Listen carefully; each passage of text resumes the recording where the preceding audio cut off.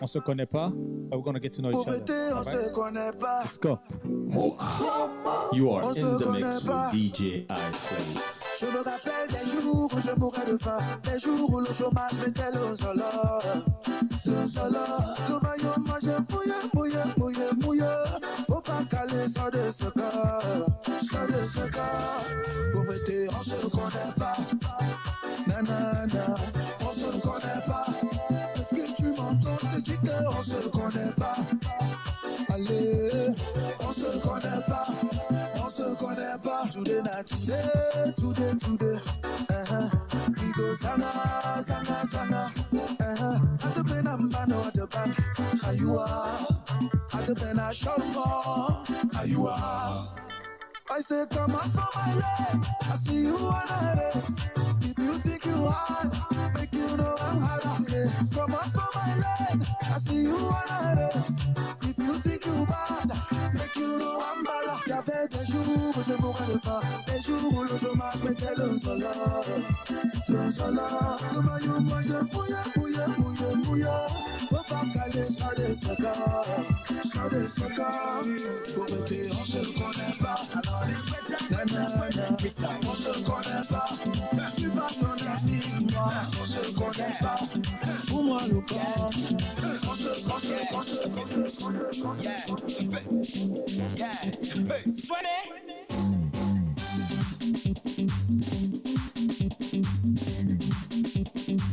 Everybody, Gwanda!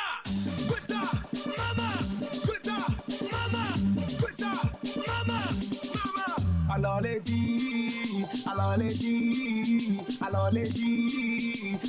Gweta. Freestyle. Yeah.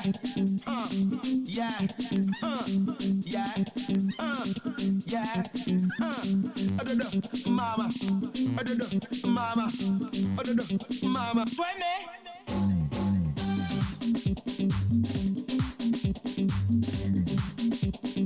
Everybody, Gweta! Mama! Alors les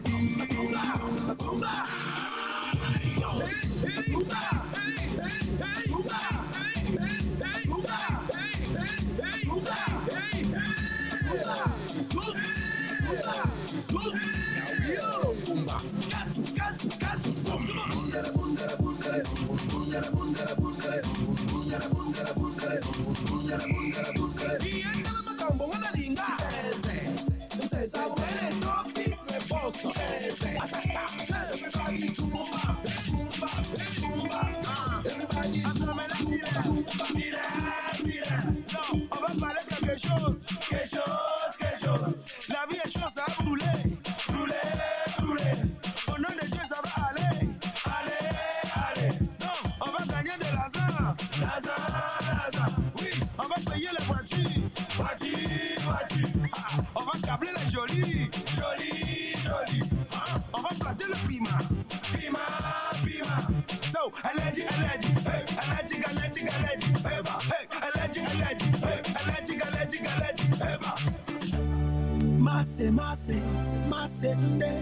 Masse, lo, Fenty, Masse,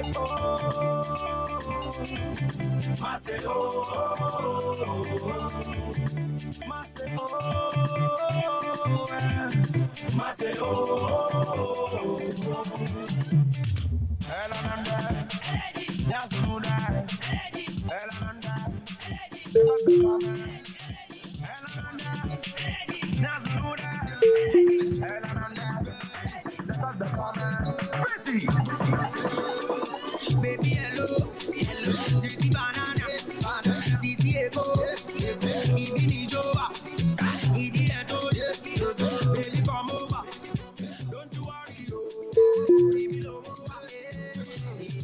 This is the final boarding call for all passengers booked on Tuguma Air Boeing 257 to Bujumbura. Please proceed to Gate 3 immediately. The final checks are being completed, and the captain will order for all doors of the aircraft to close in approximately 5 minutes. I repeat, this is the final boarding call for all passengers. Thank you.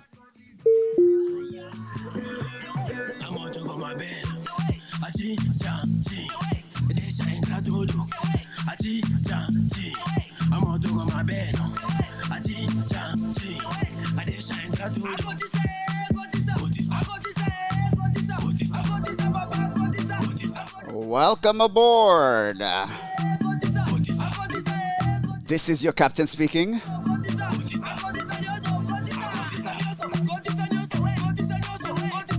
Back again.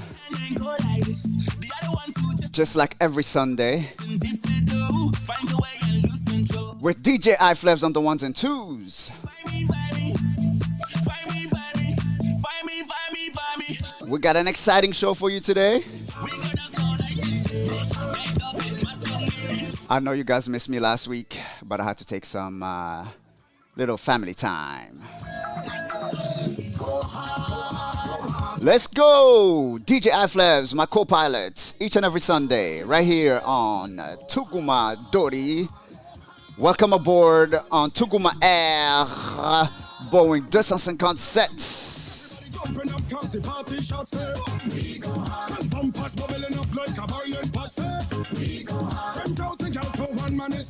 Who's ready to go to the islands with me? I missed Carnival this year, but I shall be there next year.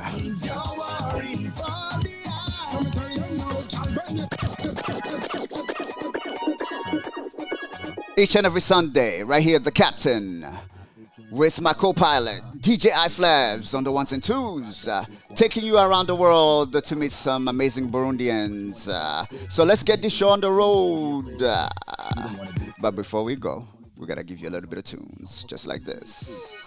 Kicking with the shoe, then I flew. What you wanna do, can't steal with you. First of all, I'm scandalous.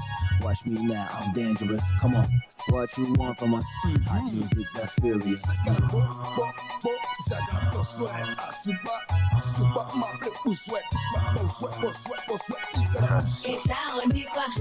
On va gâter le coin. On va gâter le coin. Hey! Well, I know it bad in the long run, but me and partying car done, and me and getting on car done. It's all fun. From the time I reach, I stagger. All right. Before I get up and start going crazy over here, let's get this show on the road. As you know, each and every Sunday, I'm right here, starting at 12 o'clock p.m. Eastern Time, right here on Tuguma Dori channel. I want you to come in, get comfortable. We're about to create some turbulence as we do each and every Sunday. Here we go. Hey, hey, hey.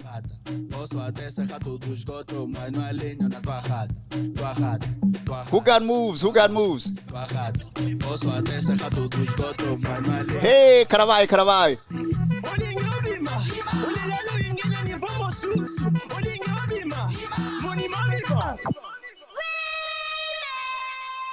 On est pire quand qu'est-ce qu'on émeraude. Check la combinaison. On apporte la chaleur. Mukama, that's quiche. On a posé mieux maintenant, il y a de l'union. Revenu jusqu'à Kinshasa. All right. Let's cool it off, DJ iFlevs. Cool it off. All right. Lower. All right. So I want to welcome everybody to the show for today. I am your captain, yours truly, coming to you live from Tuguma Air, Boeing 257. What's up to my people? I want to give a shout out to my auntie. Joyeux anniversaire, Esperance. Happy birthday to you. Hey, I should start singing. No, all right. So, ladies and gentlemen, today on the show, we are having a special guest. But before I get into that, I got a few announcements. I want to first talk about a couple of things that's going on here. So for those of you that follow me on Instagram, it is Tuguma Dori. If you have not been following us, just make sure you follow us on IG.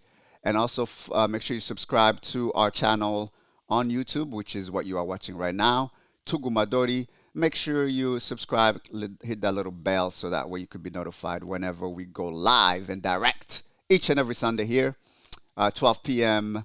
Eastern Standard Time in the US and 6 p.m. Buja time. All right, so a couple of announcements before I bring in my guests. For those of you that follow me on Instagram, I just wanted to get your attention real quick to make sure that you are kind of staying in the loop of what's been going on in the last week. So, unfortunately, here in the United States, we lost a young man to gun violence. His name is Venus Bonwanayo.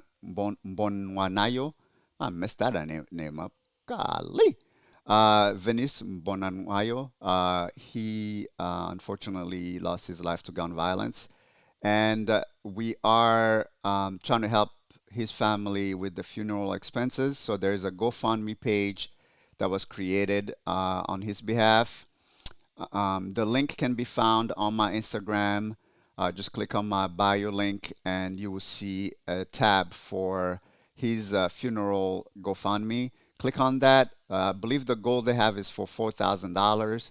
As of today, I think they raised a little bit over $1,700. So if you can, please, contribute and help his family out. It's unfortunate that we lost another Burundian brother to this senseless gun violence here in the U.S. So please do what you can.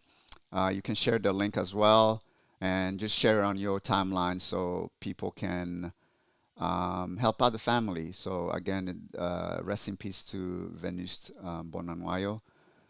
Young man. I don't know what state he was from, but hopefully Annie will be in the chat soon and can give us a little bit more details in terms of where he resided. Rest in peace to that young brother. Also, next announcement that I have is for my people in Bujumbura, bari Burundi mwese, ndafise akantu gatoya nshaka kubabwira. Le 29 août, abari mu Burundi niba muzi Vod Cream. Vod Cream yari umva ni twa tu dessert turimo alcohol kukantu buryoshe kuri bajya bakunda ama ice cream n'ama tiramisu harimo karilo alcohol gato karimo bafise a launch party. Ni Vod Cream official launch is over le 29 août à partir ya midi. Bizobara kuri World Beach. Hama hazoba hari aba DJ muba muzi mu Burundi. Izoba ari evenement. Umva hazoba hari miziki, hazoba aba DJ wo muri Runtown DJs, hazoba hari bo DJ wo muri Crystal VIP Club. Hazoba hari n'umu DJ ari muri Chine ava muri Chine yitwa DJ Kuniskis. Hazoba hari DJ Paulin, DJ B wa Runtown DJs. Umva ari mu Burundi mwese, make sure you show up. Muzoze le 29 août. Je pense que c'est samedi prochain. Qu'on va midi until late. On va jusqu'à n'importe quelle heure. On va Vod Cream official launch. All right. Bon, let's get this show on the road. Uno musi dufse mushitsi vraiment turaziranye kuva kera. We go way back in time. I'm gonna make sure I do the proper introduction. I'm gonna try my best. You saw her on the Tuvugane show on Tuesday. So big up to my boys Amos and Dieudonné. They had a little bit of turbulence. On Tuesday. But I was like, I can't let them just have this special guest and then Instagram is going to mess it up for her and mess it up for them. So I want to make sure we do her justice and give her the limelight that she needs, give her flowers now, okay? So for those of you who tune in to Tuvugane Tuesday, you may have seen her. Her name is Auriane Itangishaka. She is a award-winning journalist who works for VOA, which is the Voice of America, and she covers the Great Lakes region, which is known officially as the VOA's Central Africa Service. She's been there over a decade. She frequently interviews high-level politicians, including heads of state, religious figures, as well as human rights activists and other key leaders on topics pertaining to the region. And she's also a host or anchor on the new show that VOA has called Our Voices. It's some incredible African women just talking about women issues. So we're going to talk to her about her journey to journalism, get to know her a little bit, kind of uncover Auriane. She has been a very positive role. I would say, actually, I'm going to call her a role model to a lot of young Burundian refugees who are now here in the U.S. and also some other young girls in Burundi as well. So this show is really dedicated to her, and we're going to talk about how representation matters, especially in the diaspora and in Burundi as well. So, without further ado, let me make sure I set her up right. All right. She is. Well, wait, stand by, because my thing is messing up a little bit. She is a friend. She's family to me. All right. So we're gonna get to know her a little bit better. All right. So I may have some insight that Tuvugane did not have. So you're gonna get to find that out as well. So without further ado, my people, Barundi kazi, shaka mwese muhaguruke mukoma mashi, koe ubunye dufise Murundi kazi akomeye cyane, Murundi kazi azwi, n'abatamuzi mumaze kumva ijwi ryiwe kuri Voice of America, sinzi ngene kivuga mu Kirundi Voice of America, ijwi rya America. Aribuze kunkosora kwa ije Kirundi canje si Kirundi ci umva we n'umuprofessionnel avuga Kirundi kimwe cyitsitso umva nje nanje ndiko ndaciga harige gikama. Donc without further ado, Auriane Itangishaka. Welcome, Auriane. How you doing? Hey, everybody. Can everybody hear me? Hi, matey. How's it going? Good. Go ahead and mute your phone real quick, Okay. so that way we don't hear that echo. Echo. All right. Perfect. So welcome, Hi. welcome on Tuguma Air, Boeing Yes. 257. You are Yes. officially a member of the first class in Tuguma Thank Air. you very much. Yes. I didn't know I was a privileged guest on this air flight. Oh, absolutely. Yeah, you know, and anyone that takes the time on a Sunday to sit with us for an hour gets the first class. Amen. Good job. Thank you. Official sit. Appreciate that. You sitting right in the cabin So of the happy to captain. be here. So happy to be here. It's a Sunday. It's a beautiful weather. You know, so we're ready to get on air, enjoy the flight with you guys. Your family. So it's gonna be good. This has been a long time coming, and it took a while for us to schedule this, but we finally made it happen, and I'm excited. So I want to welcome everybody that just tuned in. I'm seeing people still coming in on the live. Big shout out, Ritza, what's up? I see you in the comments, always there and present. I know some other people are going to log in, but we got to get the show on the road. Abarundi murazi ngene iyo mvuze yuko dutangura saa sita. Akibongera ko iminota nka 20 baca bongera ko n'isaha. Hari igihe baca bavuga ngo ngo vyaheze. Twe turi ku saha. Yabaye nyinshi urumva byagoranye, byatugoye. Ni hatari sana. Indege ihagurutse, indege bihagurutse. None iyo ugiye muri aeroport ukavuga ngo bakaba ko indege ihaguruka saa sita, ushikayo 13h usanga indege yagusize, ugaca usangurisha yandi mahera menshi. Muga ifo kumenya abarundi sha ndabasabye mwe. Ewa ntacu. Abarundi n'abanyafrika yakantu dukeneye kabisa kwikebura. Byatugora mugabo nta kundi. Tugomba kwihangana. Ndazi ko bamwe ngaha bamabashika ata ugasanga bagiye kuri gate ata uno munsi ani turahura kwera ahora cerego. Lindia niyaza mu comment tuributse kuvuga. Turamubaza bien. Bon, okay.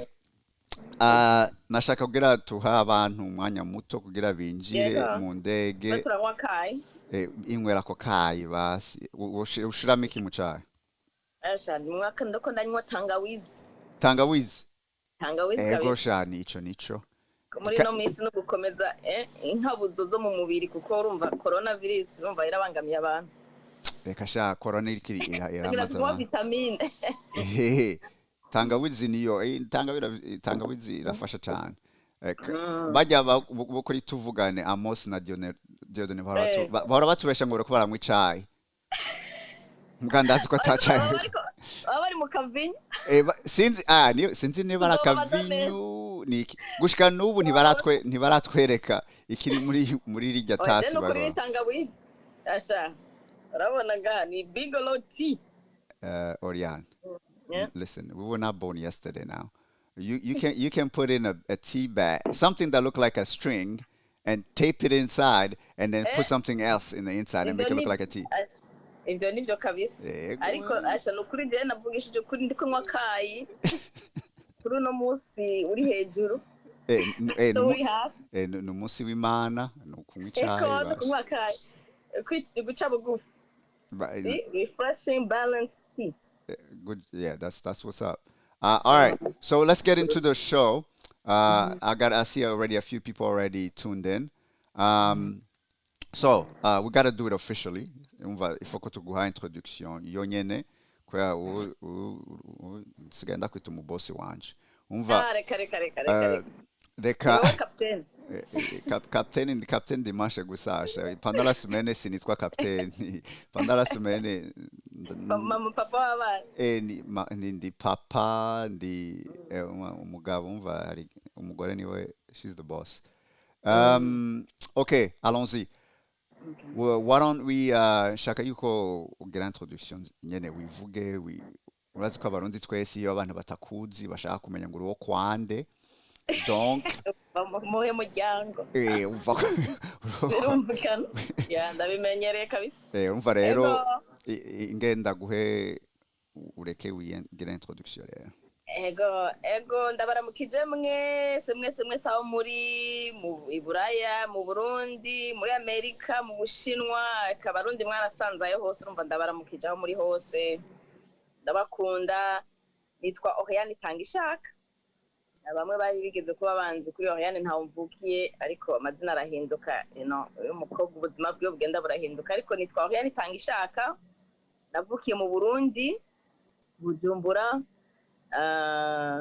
hama myaka 13-14 harabaye ingwano yo muri 1993 dukubitira muri Kenya mani yadufashe turaja muri Kenya mara y'umwaka je na famille yanje hama nyuma yaho tuza muri Amerika rero no kuvuga ko maze imyaka 24 ngaha muri Amerika urumva kumwe n'umuryango papa mama nawe tuvukana nyuma yaho navuye nubaka ndetse n'abana batatu urumva muri make nakuri ngaha muri Amerika ndi umurundi kazi ariko kwitsitso ndavuga ikirundi ni naco nkoresha ku kazi kenshi ariko aha anye Washington niho mba ndi mama w'abana batatu muri make nibaza ko ari ibyo hama ibindi bibazo byinshi mufise kuri Auriane mubimbaze ndabibabwira nkora ku ijwi rya Amerika maze imyaka myinshi cyane natanguyeho muri 2002 aho nkiri nyene mu teenager nakoze ikiganiro cyitwa Ejo Bite kuba cibuka cyane bari mu nkambi muri ico gihe inkambi zo muri Tanzania mu Rwanda muri Congo no mu Burundi hari inkambi nyinshi hama Voix d'Amérique kidesida kugira ikiganiro cyafasha aba jeune kugira ngo bamenye kazoza kabo bamenye ati ejo bimeze gute ico kiganiro cyaraba nyene ibyumviro byabo ibyifuzo byabo bintu nk'ibyo ico kiganiro ndagikora imyaka 8 nyuma yaho ndava ku ijwi rya Amerika nk'imyaka 3 amansubira ndagaruka ubu niho ndi ndashimika cyane ku biganiro by'abakenyezi cyangwa guha umukenyezi ijwi ku radio hama nkongera nkakora n'ikindi gice cyo mu ndwi yanje nkagikora kuri television navyo nyene nkora ku bijanye n'ubuzima amagara y'abakenyezi. So I do a little bit of both on the radio and on the TV to try to bring the woman's voice at the table in politics, at the table in health, bring her at the table in journalism, bring her at the table in every every social issue, political issue, every issue of life basically, kugira ngo umukenyezi umwigeme ashobore kumenyekana icyumviro ciwe, ashobore guseruka, bamwumve, bamubone, bamenye ibibazo byiwe, bamenye ibyumviro byiwe. Muri make nibyo nkora, ndabikunda, ndakunda kuganira n'abarundi n'abanyarwanda n'abantu bo muri Grand Lac ku bibazo byabo, kuko nibyo menyereye, nibyo nakuriyemo. Ariko kandi cyane cyane kuri televiziyo mvuga ahanini ku bibazo byo muri Afurika muri rusange. Twebwe abanyafurika cyane cyane abakenyezi n'abigeme tugona iki, twiyumvira iki, twifuza iki, ibintu nk'ibi. Muri make ni Auriane Itangishaka. Merci Auriane, umva ni introduction itari ngufi. She has a lot of experience. Umva uno munsi tugomba twige, mufate agakaye, mufate crayon, mufate n'akabike niba ata crayon mufise, mutangure kwandika rero. Kwa nawe urabona ko ari umuprofessionnel, yambaye amarori, afise ikaramu, azari prête. Donc niwe muri umupasa aravyandika abishure. Umva abari kuri live niba mufise ibibazo, murazi ngene bigenda chaque dimanche, mwandiki ico kibazo ndibuze kumusomera ibibazo nawe ariko arabikurikira kuri kote yiwe kugira vyishure vyose. Abariko bararaba tuvugane Tuesday, murazi ko habaye turbulence ya Instagram, ndazi ko hari ibibazo bimwe vyari kuri tuvugane. Numvise umengo ngo live yabo bashaka kuyisova mugabo Instagram turbulence ibiraca biranyika. Donc dushaka yuko au moins ko YouTube itaduha turbulence nyinshi cyane, yuko ivyo bibazo bigarutse tuvyishure neza, abafashe ko yanshaka yuko abantu bose bariko bararaba isho au moins bave ngaha bizi ikintu kimwe. Niba muzi undi murundi kazi, umwana w'umurundi kazi ashaka kwiga journalisme, ashaka kuja muri byo kuja imbere ya television, bo bafise umuntu babona, bakabona yuko vraiment hari abandi barundi kazi bamaze kubigira, bamaze kubija, amaze mwumvise yatanguye akiri muto, afise akiri mu teenager, urumva arabikuriyemo, arafise experience nini cyane. Kandi turibuze kuganira ingene yabigiyemo neza ku buryo mubona vision y'ingene yabigenjeje. Peut-être bishobotse naho muri hose mwashaka kubigira namwe mukabikopya nyene. Umva reka tubijemo rero, mugabo nje ngene nkunda kubigira, turafata time machine, dusubira inyuma, we're going to reverse, go back in time. So nje na Auriane turazanye kuva tukiri abana, vraiment tugishika muri Etats-Unis, famille yacu yarizinanye mu Burundi. Donc we go way back into time. Donc ni famille. But I want to talk, shaka kuvuga ngo ivyerekeye kuva gihe washikiye ino experience yawe, kwa nje nawe vraiment experience yari hafi ico kimwe, kwa turangana nje n'umutama mbwa ntaco. Twashikiye presque twashitse muri 94, mwe mwashitse muri 96. Ingene tuvugane show yaheze, abatabikurikiye, hari poem ya Bertha Rita. I think she goes by both. Forgive me if it's Bertha or Rita, I don't know. I'm going to go by I'm going to say Bertha. It was called Umurundi Kazi. And I wanted her to pick it up where she left off. Hajya vyahereye ahejeje kutubwira poem. Abatarayumva muje kuri Instagram ya Auriane, murayibona ngaho iranditse ko hasi munsi ya feed yiwe aho hasi urabona ni Auriane_257. Yarasovye video muze kumviriza poem ya Bertha yavuze yitwa Umurundi Kazi, avuga ingene abantu bamufata, bamwe bavuga ngo Umurundi Kazi, kwa yavukiye muri Congo, aja muri refugee camp muri Tanzania, hama chazino. Donc shaka gutangurira aho nyene ko twebwe natwe turi muri diaspora, ndi muri Etats-Unis, Auriane muri Etats-Unis. Tuvuge gato, tuganire gato ingene experience yacu yari imeze, tugitangura ishuri ngaha, tutavuga ikirimi Auriane sinzi niba wowe wavuga icongereza nje nta congereza navuga wapi naracisha koko nari naciye muri Kenya ariko icongereza cyo muri Kenya ni British English utangiye kukivunga ngaha barakuraba ati tovuye bacha nacisha nari mvuga vraiment okay mbo tuganira ivyo rero we ugishika ukaja mu ishuri washike uja muri middle school haja nashikiye nja muri 8e no kuvuga middle school urumva muri middle school umva mu bamufise nka 13 ans 14 ans abana bari vicieux barakumviriza icyo uvuga cyose nk'uvuye muri Afrika ufise accent ukuntu uvuga biratandukanye nta cyongereza cyose nari mvuga ariko nkuko byibuka urashika ngene uvuga kuri different abana bakakura bakakubaza yuva ukumva nyene kuri un peu ufise ubwoba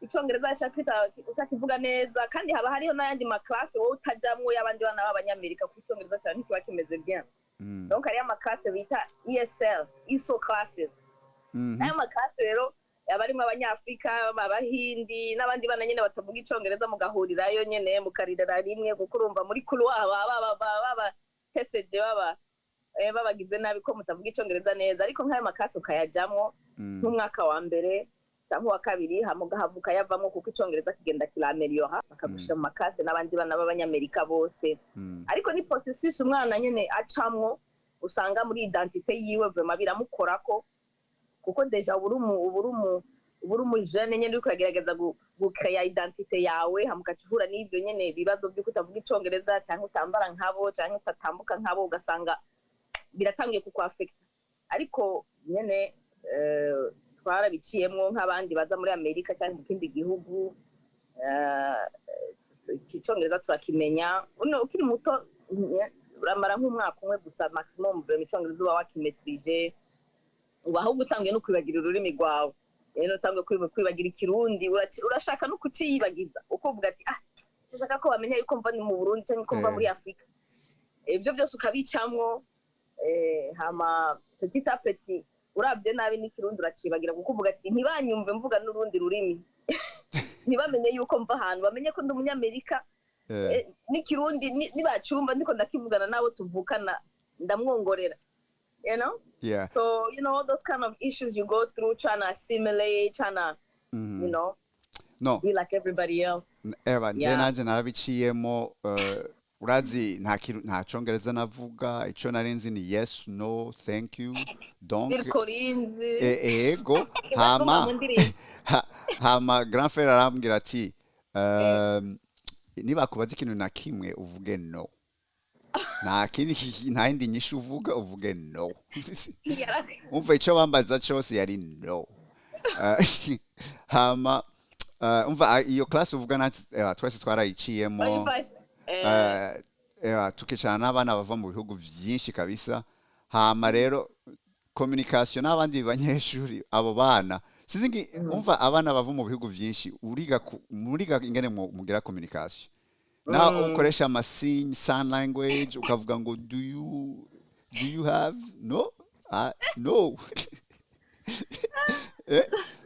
bo muramenya n'amakode nyene mukagerageza amakode bose muba muri pool imwe nyene ni nka ukreya ururimi rwanyu nyene si icongereza si igifaransa si igiswahili ni ugizwe ukahura n'umuntu muri Congo canke amen umwe mukavuga igifaransa mugandi aho twari turi kwa ntitwaba kure twese twaba muri Silver Spring baba haje hafi ahanyene muri Washington nyene muri Maryland kandi ndibuka yuko nta bantu wovuga ngo baba francophone bariho benshi kandi nkuko wabivuze abenshi mu bana ntitwashaka kuvuga ikindi kirimi twashaka kugira ngo tuvuge icongereza none tubwire gato abantu bakubajije ngo uvahe ukaba mu Burundi baramenya Uburundi aho buri gushika nuba ahubwo baracyavuga turi umuntu wa mbere mbonye ava mu Burundi no muri universite anyeza universite zo ngahe Washington barambaza what country are you from Burundi like what Burundi benshi Burundi ni buto kandi mu mateka yacu ntitwavoyagije cyane ngo abantu bamenye abarundi ngo ni bande. So aho naca hose nabandi umurundi wa mbere babonye bamenye nategeza kubereka kuri map ya Afrika aho Burundi buri. So urumva usanga vraiment aho ugiye hose uri ambassadeur w'igihugu kuko n'ubwa mbere n'abantu bo muri Afrika ari bavuga ati Burundi, where is that? Bibaza. So benshi bakubajije bambajije tuva hehe asha bwaba ari ubwa mbere bamenye umuntu wo mu Burundi. Rimwe na rimwe ndumva ndyohewe mugabo ikindi genda avuga ati man yacu ni umurundi wa mbere ubonye ku isi. Muga iciza cico nuko ucubigisha nyene igihugu gishasha ukabigisha Burundi aho buri hacakurikira n'ibindi bibazo kugira nyene abantu hari abantu baba bari curious bagashaka kumenya none Burundi buri hehe ko tabwo n'abanyafrika nyene cyane aba Afrique de l'Ouest ntibamenya Afrique du Sud umva Sub-Sahara yose ntayo basi. Aya no kuri vraiment sinzi gituma vraiment muri West Africa abafrere bacu muri Nigeria za Mali na Zambia ati Burundi abaga akiyumvira sinapimvise mu makuru y'igihugu cyitwa mu Burundi mugabo akakibura mugabo twebwe muri Sud Africa Afrique du Sud Afrique de l'Est utubwira Nigeria tutakwereka directement aho kiri.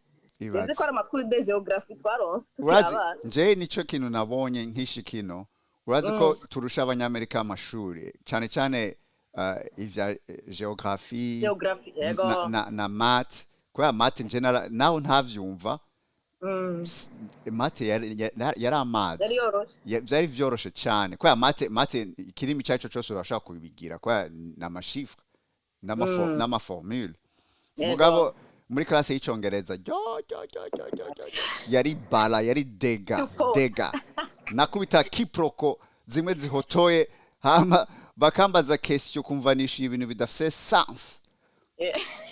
Bo reka tuvuge niwo mutipe yarongijana kwijana muri mathematics. Ibaze rero ibaze math niyo yansovye ofete nari kugira repessage mugabo umva no kuri ni bibazo kabisa. Yes ari yaramfashije. Bo tuganire gato ivyerekeye ingene wibona ushitsino comme déjà le noir quand ukaba umu africaine ukaba ufise accent tubarira gato some of the challenges wabonye mu ishuri kuva ugishika no mu gushika muri university some of the challenges warabonye as a African woman as a Burundian woman.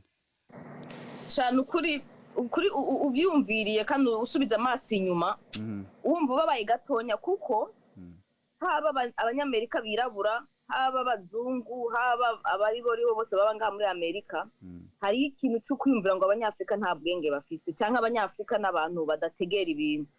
So non seulement uri umunyafrika umukobwa uva mu gihugu kitazwi uraca mu bintu nyene experience wumva ko zitari bien.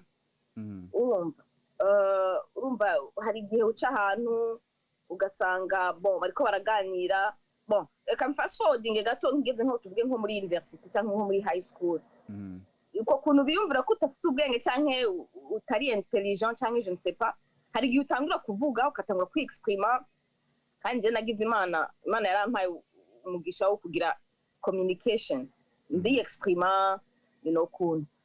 So ukumva ari muri ko muraganira tubwe nk'abazungu cyangwa abirabure cyane abazungu mukaganira akumva kuri exprima akumva arafise icyumviro uragiseruye urakivuze akazagira ngo oh wow you are so articulate.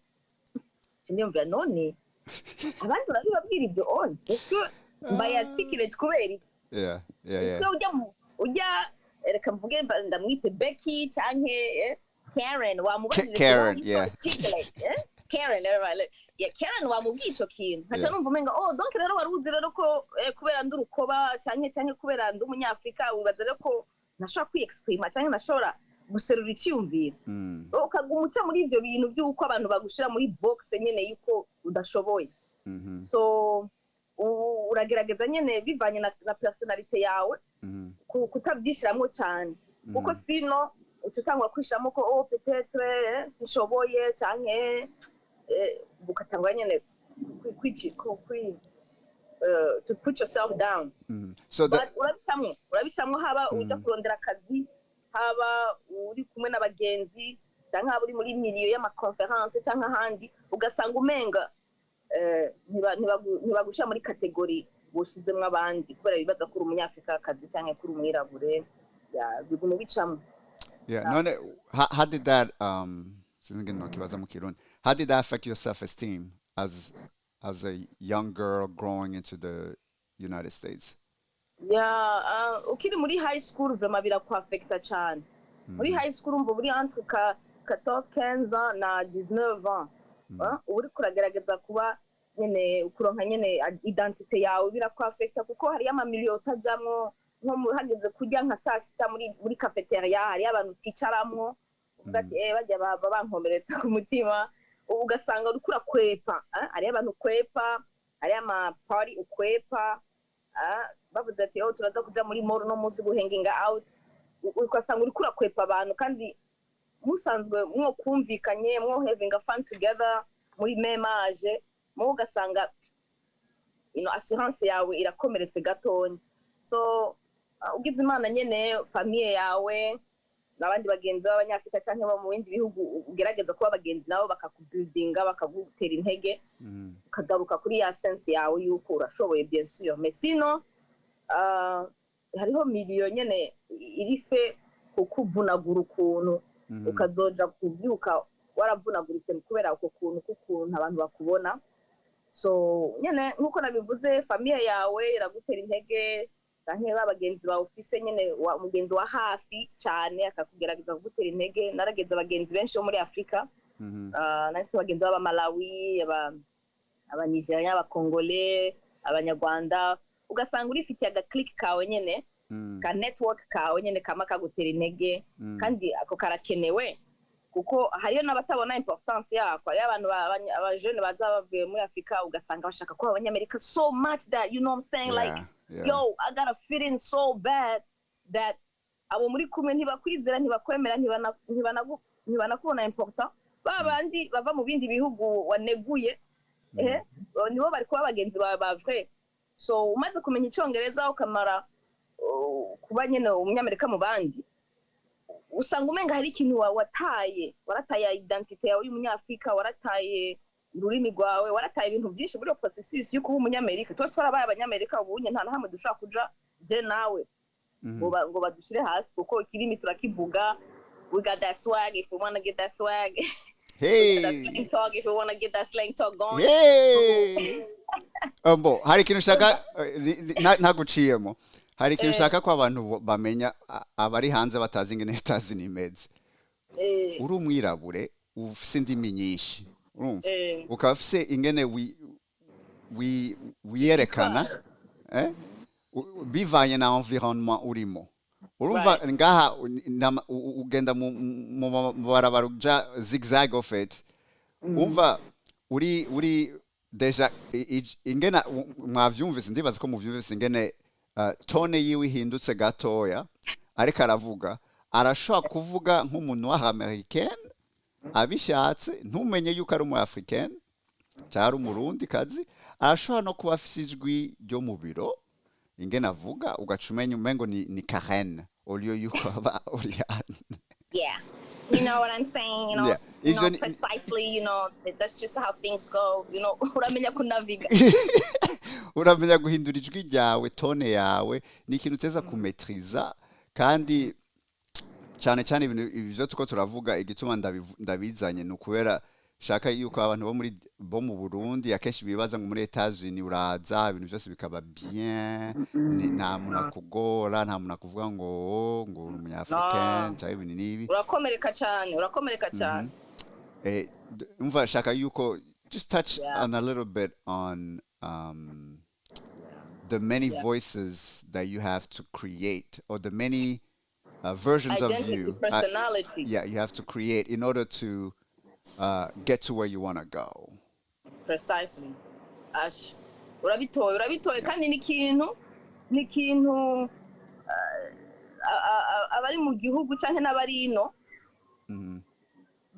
batiyumvira yuko kiri important. Like you have to be able to navigate every environment that you're in as an African. Kuko ntushobora kwiyibagiza yuko uri kumwe n'aba intellectuel cyangwa uri kumwe n'abazungu hari ukuntu utegereza kwifata kuko urarepresenta Uburundi urarepresenta Afrika uri kumwe n'abanyafrika même chose hariho ukuntu utegereza kwifata so muri uko kuntu kukuja mu mahanga utegerezwa kwiga kuba abantu benshi birafasha bo tuvuge gato Ani nakwe ko Ani achere Ani you know I have to put you on the spot. Why are you late? The plane left you. Hey? Ani ndege hato kugusiga man. Ani sizi and Diodone big up Diodone Gute. Yeah. Tuvugana Tuesday in the building. I want everybody who is in the chat in the watching live move ibibazo. Don't be shy. You know how this goes. Mubaze ibibazo byanyu mushaka kumenya ikintu na kimwe Auriane yo experience ziwe n'umuntu yaciye mu bintu byinshi murazi ko ngaha anye is no judgment zone urumva ibibazo byose mubaza ari buze kubishura kandi I want to make sure I put a disclaimer here because this is biko bija hanze it's going to be public. Whatever comments she makes, it's not making comments on behalf of Voice of America. All the comments and everything she's going to be talking about is based on her personal experience and is not associated with Voice of America. So I just want to make sure that disclaimer is out there. Kwera video, it will be public. So we're just talking about her experiences as a Burundian in the diaspora. All right. So, continuing with our conversation, I see Amos is late too. I mean, my people, abarundi ariko twavuze kare mwe muza mutevye indege yahagurutse deja twadushitse bariko barafata ku mapine abanye bafashe ipine vyakwera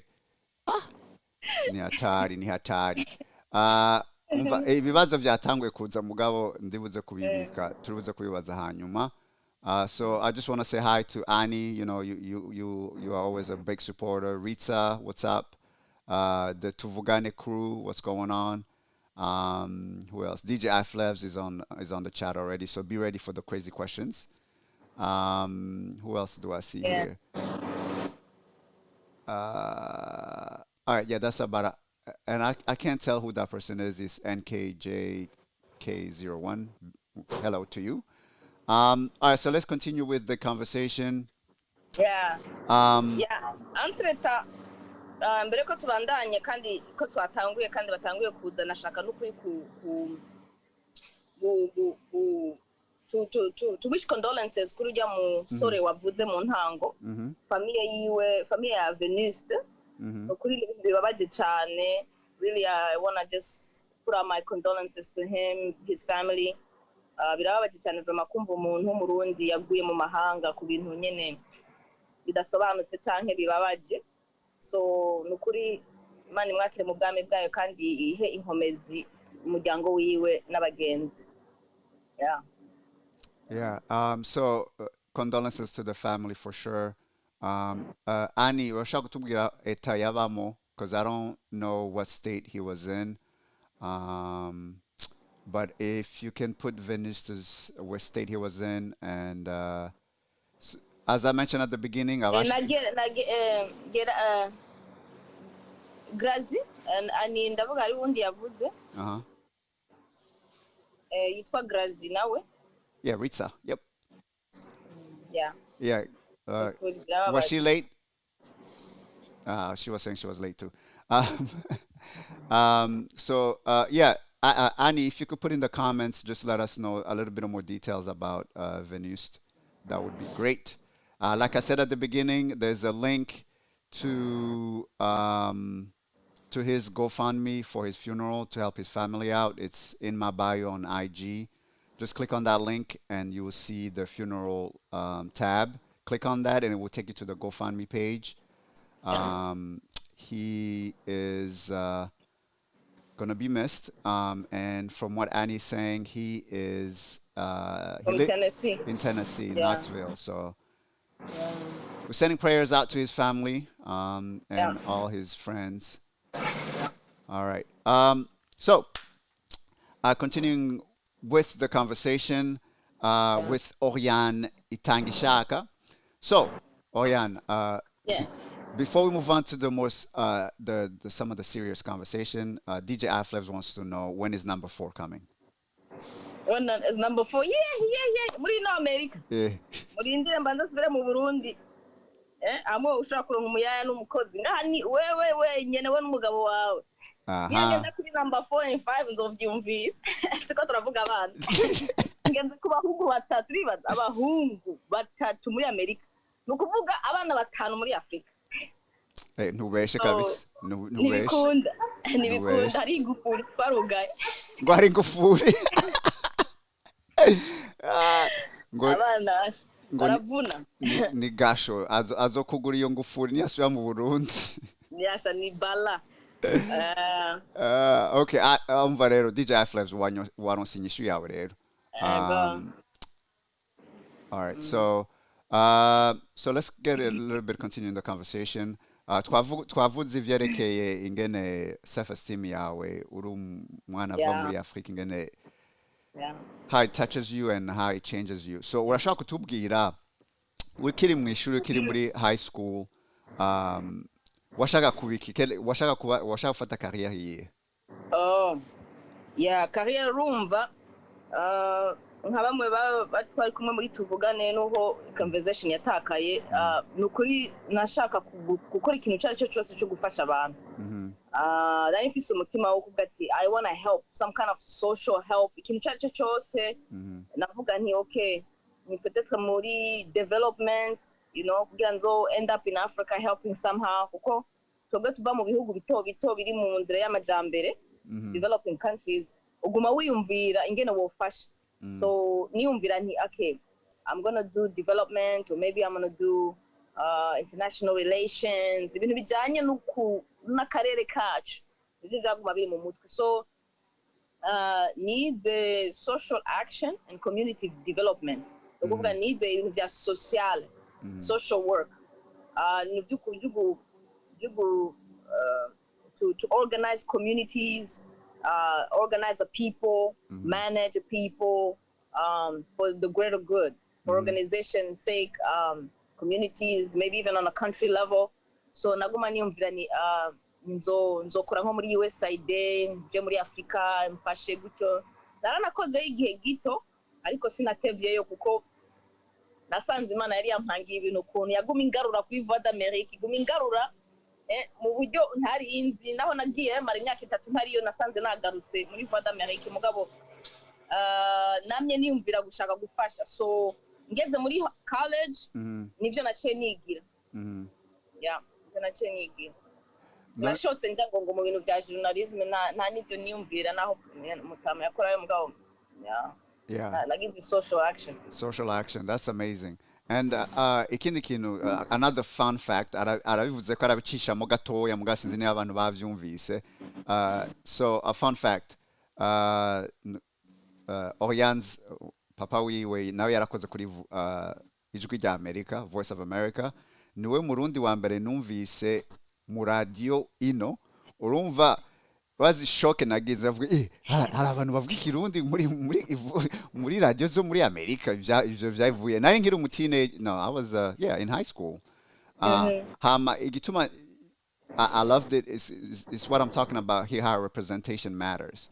Urumva ukiri umwana uri muri high school ntubuze exactement yuzoja deja urafise iyo struggle yo kumenya exactement ivyo ushaka gukora. Deja urafise ibintu uri kuriyumvira accent yanje nzoja gukora hehe, abantu bajorumva accent, est-ce que bizotuma ntashobora kuronka akazi nshaka. Ufise ibibazo byinshi ukiri umwana umva ibintu nk'ivyo. Hama ndumva papa wa Auriane ariko aravuga kuri Voice America mu Kirundi, cavuga oh wow, this is so cool kumva umuntu avuga ikirimi nzi aux États-Unis. So I thought that was like kind of a very like it gave me kind of a confidence that ndingaha ndashobora gukora ico nshaka cose, vyanse nkabona icongereza kirananiye, umwe hariho mwaye yo kuja kuvuga ikirundi basi subire mu Kirundi nkora akazi mvuga ikirundi. Umva, just big up to your dad, man. Thank you. That's interesting you said that, Medi, kuko nibyo vraiment nta barundi vraiment benshi kuko twebwe famille yacu na famille yanyu yajenga hanyi muri Amerika cyangwa ngahi Washington twara amafamiye make cyane gose. Yep. Muri les années 90 combien famille zacu zari nke cyane ku buryo ko umurundi kugira ngo tunahure ngo turagiza akantu k'agafete yabari ibintu bikomeye cyane kuko twari bake. Muri za 95 96 abarundi bari bake cyane, so mugani wawe kumva umurundi no seulement uzi kandi umurundi ngo ari kwiradi ngo ariko aravuga byari ibintu biri very très rare, c'est vrai. C'était rare kandi iyumvire kujya abantu bari batubaza ngo abarundi muri bangahino mugabo kumva ijwi kandi si radio ntoya ijwi rya America is not a small thing. Mugabo kumva yuko there's representation of Burundians on the radio, that was something that kind of took me in a different direction. So I never shared it with your dad, but you know, hopefully one day let him know. Let him know, please. Let him know, because your dad. I'm just going another fun fact. Papa Auriane, he is the cool dad. He was the cool dad. The nice guy. He was the nice guy. Muga mama wiwe naratinya mama wawe. Ni piri. Yeah. Mama yari mu teacher mu ishure twara duhura muri ville n'abantu b'abagabo ngo ngo mama yari umwigisha yaradukubita. Mama wawe. Yeah. So she was the teacher, yeah.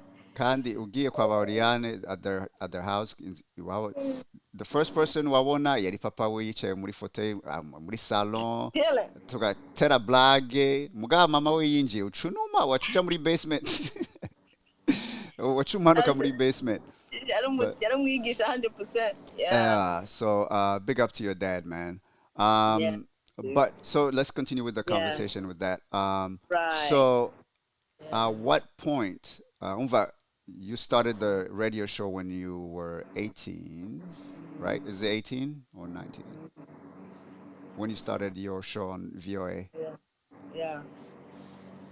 Were you 8? I was my age? Yeah. I was about 19. 19. Okay. 18, 19. Kuko ico gihe nkuko bivuze abarundi bari bake cyane ngahe Washington. Nkuko bivuze papa yakora ku ijwi rya Amerika. Hama yari nabo nyene bari basa nka equipe nshasha itanguye ayo makuru yo mu karere k'ibiyaga binini. Hama après quelques années batangura kwiyumvira kugira ikiganiro cy'ugwaruka baravuga ati okay turavuga amakuru turavuga politique economy n'ibiki ariko ugwaruka twagwibagiye, so bacha biyumvira ati reka tugira ikiganiro cyane cerekeye impunzi kuko hariho impunzi zishika ibihumbi amajana biri muri kajya karere, they're just everywhere, internally displaced in Rwanda, internally displaced in Burundi, Congo, ingwano muri Tanzania, amakambi mu bariko batumbiza bamwe bazi. There were just too many young people just didn't know what was what, you know, so bacha bategura rero kiganiro cyitwa Ejo Bite. Ama Ejo Bite nyene papa taranja kara ngo ngo rero buri yanye bariko bararondera umujene avuga ikirundi, ico kirundi cyawe kimeze gute, biracyumbagira canke kirashobora gukora. Numva ngo uzo kwiyandika ibyo gufata ikibazo, so niko nyene kabisa ninje mu bintu by'ubumenyesha makuru hama ndagenda ku ijwi rya Amerika ndafata ikibazo nk'abandi. Ikibazo cyo kwandika n'ikibazo cyo kuvuga ndanumva bavuze ngo ngo rero burya wewe ufise the radio voice. I'm like, what? I got a radio voice? What's a radio voice, you know? You know, kandi kirundi cyawe kiraruta abandi rero. I was like, wow. None okay. Competition yawe yari abantu bangana iki mwari bangahe? Mu byo numvise ico gihe bari nka 3-4. Kuko vraiment nta bajene benshi bari bahari bavuga ikirundi, urumva barabwiye muri community bavuga ati turonderera abajene mugabo benshi barabishaka mugabo ikirundi cyabo vraiment nico cyaba kubita hasi. Amajere rero ndaza nyene nigira umuyuwaye n'ikirundi ndagicisha ko baraguha ibintu usoma, baraguha ibintu uvuga bagatesta kwa. None iyo test bagize umva uraenregistra ijwi ryawe? Uraja muri studio ukaenregistra ijwi ryawe bakaguha script usoma ugasoma ukagira pause ukintroduce ikintu nk'inkuru bakagira nk'umengo uri mu makuru kwa 100%. So they make you read the news, like, you know, and you have like 3 or 4 people around you. You know, they use the recording, save the recording of a few people, of a few of us. I think from what I heard, it was like 4 of us. bakumva bakagenda bakadebata kuwavuze neza cyangwa kuwasomye neza cyangwa whatever ibyo bari bako bararondera warafite personality bari bakeneye ngira imana nza numva barandonde barampamagaye ngo you passed the test, you got a radio voice, come back again. Nuko nyine byatanguye vraiment. And the rest is history. The rest is history. I realized that wow, I got a gift of communication. Yeah, so that's amazing. None igihe wagira iyo test bakavuga ngo usome ikirundi byari byoroshe kugira ngo ugisome canke byagenze kwa ubonye wumvise ijwi rya ku radio umengo umurundi witsitso apana umurundi asanzwe none byafashe umwanya ungana kugira ngo ube comfortable kurasoma amakuru gutyo byarafashe imyaka itari mito nk'ibiri cyangwa itatu kuko hari ikintu uba ufise skills hari ikintu uba ufise gift right uba ufise umugisha nyene wavukanye ukuvuga cyangwa iryo jwi ugasanga ni byiza kandi no ku bajene banyumva cyane cyane abakobwa hari ikintu wavukanye mugabo ico kintu wavukanye kirakeneye kuba sharpen kirakeneye gukosorwa cyangwa kirakeneye kuba trend even further. So ego nari mfise iryo jwi ryo kuri radio me there's radio Kirundi, there's a street Kirundi nk'ituba turaganira donc rero micro imaze kwaka hari ikintu kica kikuzamwo ugacumengo ubaye umusirikare kaze kwijwi rya Amerika muri kumwe nawe Auriane Itangishaka ugatusanga umenga you have to be somebody else. Pause. I want reka tubigire ubunyene tugiye kuri radio ya Tuguma Air Boeing 257 tugomba tuvuge Captain ubuye tugomba tuvuge amakuru tubara amakuru y'umunsi par exemple tufata histoire yari yo yose utangurushe urivuge mu jwi ryawe ryo ku radio shaka kumva difference il faut ko abantu bose bamenya difference. Ngoma gere countdown uri prête? Okay 5 no let me start at 3 because the 5 that's going to take too long. 3 2 1 action. Kazi mwese muduteze amatwi hano kuri radio ya 257 Air Boeing 257 muri kumwe na Captain Tuguma Dori kumwe na Auriane Itangishaka mwicare muronke ibyo mwifuza byose mubibaze murashaka kubironka Captain wacu wundi yitwa DJ Flares ariko aravuza umuziki muraza kuryoherwa muri uru rugendo rwose rero turi kumwe kugira amahoro. What? I freestyle so you know Booyah! Mukama! Ucisanga wabaye undi muntu man. Ucuhinduka. Abanywa kayeri, abanywa gafana. None wowe ucaongereza mu twatuza handi hantu. Ucishamwe akantu nyene. So nkuko wari wabajije rero byafashe umwanya ungana uki byagenze gute urumva ubufise like you know ikirundi urakivuga barumva kukivuga mugabo baraba bashaka iyo radio like a personality ishobora gukipinga somebody listening kuko ari umuntu ashaka kuvuga ijwi mugabo gasanga riri boring cyangwa riri kwega cyane cyangwa riri huta cyane ugasanga umuntu ariko arakumviriza ashaka kuca zinya radio so ibyo rero birafata kanya biragenda biraba sharpened so mu kintu cyose uri kuriga menye yuko naho you have this the gift you still need the experience and you still need to sharpen that skill. So nanje niko byagenze rero naraje mvuga ikirundi hama kuko script ya radio uriko urayisoma ikirundi ni kirundi uravuga amajambo kavuga ati my goodness what is this you know kuko nari umuteenager kandi nari maze presque ibaza ko nari maze nka 10 ans no muri Amerika urumva hari ibintu byinshi uvuga nkavuga ni niba amajambo y'ikirundi ntarinzi kandi n'ubunye ndacayiga kuko ikirundi cyo ku radio it's really crisp ni kimwe nyene uvuga n'umunyagihugu ari mu murima we wari kararima akumva ati I got you what you're saying. None urafise dictionnaire hari igihe nari googlinga wangu none kuri Google warabitora uti Google nara googlinga nkaraba yandi makuru ko nabandi bakoresha yandi materme cyangwa ibinyamakuru na papa yarigeze kwigisha ikirundi nagize imana yarigishije ikirundi entre ari umunyamakuru so nazo ndasoma udutabo twiwe cyangwa kambwira kuko I had that chance I was lucky my dad was like sitting right next to me so papa iki kintu bakivuga gute nkaca ndacandika but there was also other colleagues that were able to like, help me when dad wasn't at work. So I still had to like ask kuko I was so young. Kandi yari amatami ya politike, hariyo ibitame by'ingwano, ibitame bya economy. Umujene uvuga ati ibyonye je nagihe nari ndi mu Burundi ibyonye sinigira ndabivuga. Ayo matami singira ndayakoresha me you the more and more you build yourself usanga nyene ugenda uriga utujambo. None uriko enregistra show yawe est-ce que ni live canke ni ni live none live cyane kandi ni wewe wiyandikira iyo amakuru yose okay umva uri prête umva uri prepare kugira ngo urabe niba ushaka kuvuga mone ndagwe nk'akarorero nk'iyo ndiko ndanima muri Sanga kenshi murazi muri Sanga abumviriza ijwi rya Amerika ni ikiganiro kimara isaha yose kandi ikiganiro kiba gifise umutumire canke babiri canke batatu urumva so urategura aba batumire bawe ukabaterefona ukabasaba icyo kiganiro hama ugapanga teme yawe ushaka kubaganiriza mugabo umutumire umwe ubufise ibyo umubaza kandi ubufise impamvu wabatelefonye n'ibyo byose so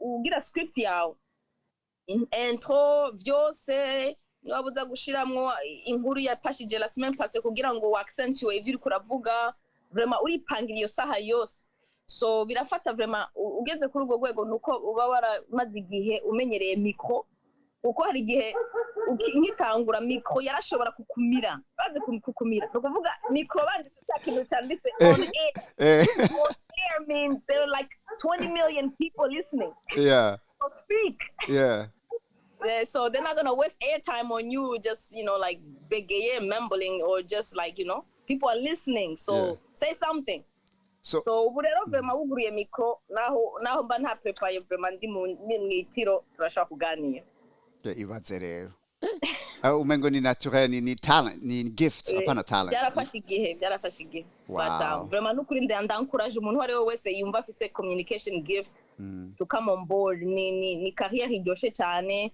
You meet a lot of people,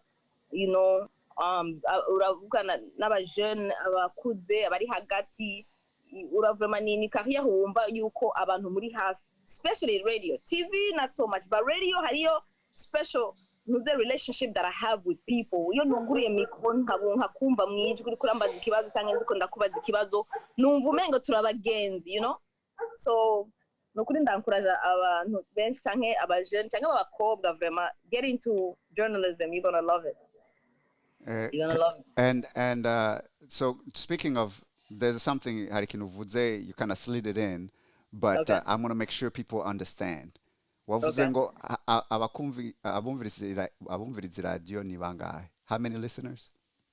Sha mu karere ufashe mu karere cyane cyane igihe mu Burundi batari bwugare antenne urashaka gufata nko mu Burundi ubunye hariyo nka miliyoni abanyagihugu miliyoni 10. You can bet that at least 6 million are listening, and then you cross over to Rwanda, you can bet that at least another 6 million 7 million is listening, and then you cross over to Congo, you may have another 10 million, and then you cross over to Tanzania because all those antennas are on. So already you got like 15 million. You haven't even counted the diaspora, who also very, very connected to Voice of America. They like So you got at least 20 million minimum that are listening when you open the Murisanga air. In my estimation, it's not like the factual numbers, but in my estimation, over the years. You got a lot of millions of people listening. So your show imaze imyaka ingahe muri Sanga? Muri Sanga twayitanguye muri 2015 je pense. Naba ntihenze muga twari dusanzwe dufise ikindi kiganiro ca 30 minutes coco cari pre recorded. Muga muri Sanga live isaha yose uri kuraganira n'abatumire n'abanywanyi navuga neza na neza kimaze imyaka 5. Kandi abantu vraiment baraparticipa uguruye imirongo ya telefone vraiment it's so hard because a lot of people, they want to speak and they want to voice their opinion. They want to ask questions to your guests, but 1 hour is so short that by the time you open the lines, they're like ringing off the chain. So they're very engaged. Okay, so mbona hari amakesi bakavuga ngo none muri Sanga bayumviriza gute ari aravuze ngo kuri FM. ndaza kubishyira muri description box kugira abantu bavyumvirize mugabo bunye urashaka kuja online kuri radioyacu.com www.radioyacu.com ugaklika amakuru y'uno munsi. We have 3 editions per day. Radio Yachu, for people who are in the diaspora, they can go online. It's the best way. Okay. Online on voanews.com. Mugabo makuru y'ikirundi n'ikinyarwanda ni kuri www.radioyacu.com. radioyachu.voa.com. Bashaka kumviriza amakuru every day, 3 times a day. Radio ndiko ndavyandika muri chat. Radio. Okay. Yachu voa.com. radioyachu.voa.com. So yeah, kandi birafasha vraiment kugumana ururimi abashaka kugumana ururimi no kuri it's a good way to. I just spelled the whole thing wrong. I can't even type. Really? Good God, have mercy. Okay. Can you type? Can you type it in the chat? I can do that right now. Yeah. Ndavyanditse ewa kiproko. Nivyo. My keyboard is far away from, so I'm kind of reaching, trying to type at the same time. Umva agomba vyandike muri commentaire. Ngaho muruko abinjiye ngaha batevye mu ndege murazi yuko nta ngorane. Turiko tuvugana na Auriane Itangishaka. She is a journalist at Voice of America, and she's also a anchor for a TV show called Our Voices. We're gonna get into Our Voices in a little bit, but I had some follow-up question here. Yeah. So when you are doing your live show, your show Murisanga live, uri on air, iryo tara riratse vyanditse on air, uri mu cumba wenyene canke uri wenyene? Uri wenyene. None ushaja muri toilette bigenda gute? Ucishiramo umuziki.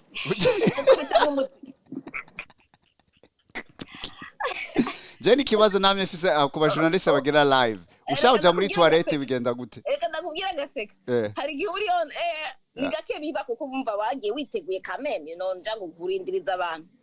Biba gake kabaho mugabo turabana b'abantu kandi birashika. Iyo vuga ati turi kumwe na katubibutse yuko turi muri cya kiganiro biki by'uno munsi ariko muri aka kanya reka tumira amate turagaruka. Urukumva? Tumira amate turagaruka. Gomba tumira amate aho onye bakubisa nk'umuziki uca wiruka.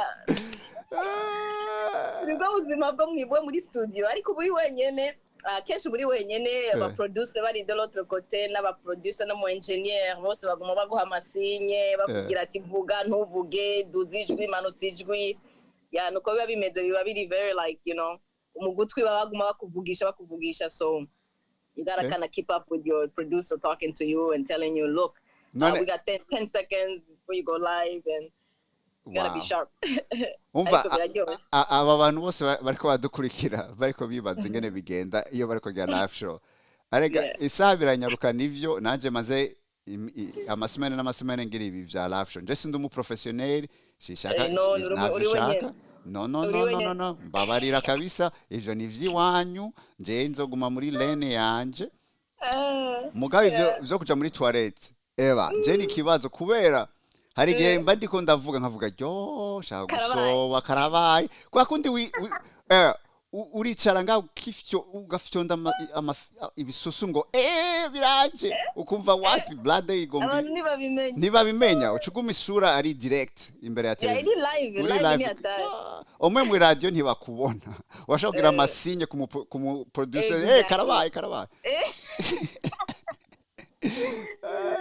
yeah, especially if it's a good relationship with them, it's cool. But I think hari abandi bakubwira ati no, you gotta keep going, you know, we're live and you know blah blah blah. The next piece is coming through. We gotta play the next piece, and we're like, okay, mugabo ni ibintu nyene bishika. Ariko after a while, you know, you get used to like taking control and taking charge of your show, and some mishaps happen too. Ari nigihe usanga ni inkuru wari gushiramo iranse gupasa producer akabwira ati dance mvuga none uyu mwanya twari kuba twashizemo ya nkuru byagenze gute ngo werondera ibyo uvuga gusa ahanya ari mu gutwi akabwira ati we vuga gusa mvuga iki so yahande tutangura kumva nyene umuntu avuga ati urumva no munsi tubibutse yuko yaheze habaye iki niki gatangura nyene go freestyle. None reka ndakubaze uri kuragira iyo freestyle est-ce que hari igihe urumva irya jwi ikoresha ry'iradiyo rigumamo cyane hari gicuca wumva yuko hari difference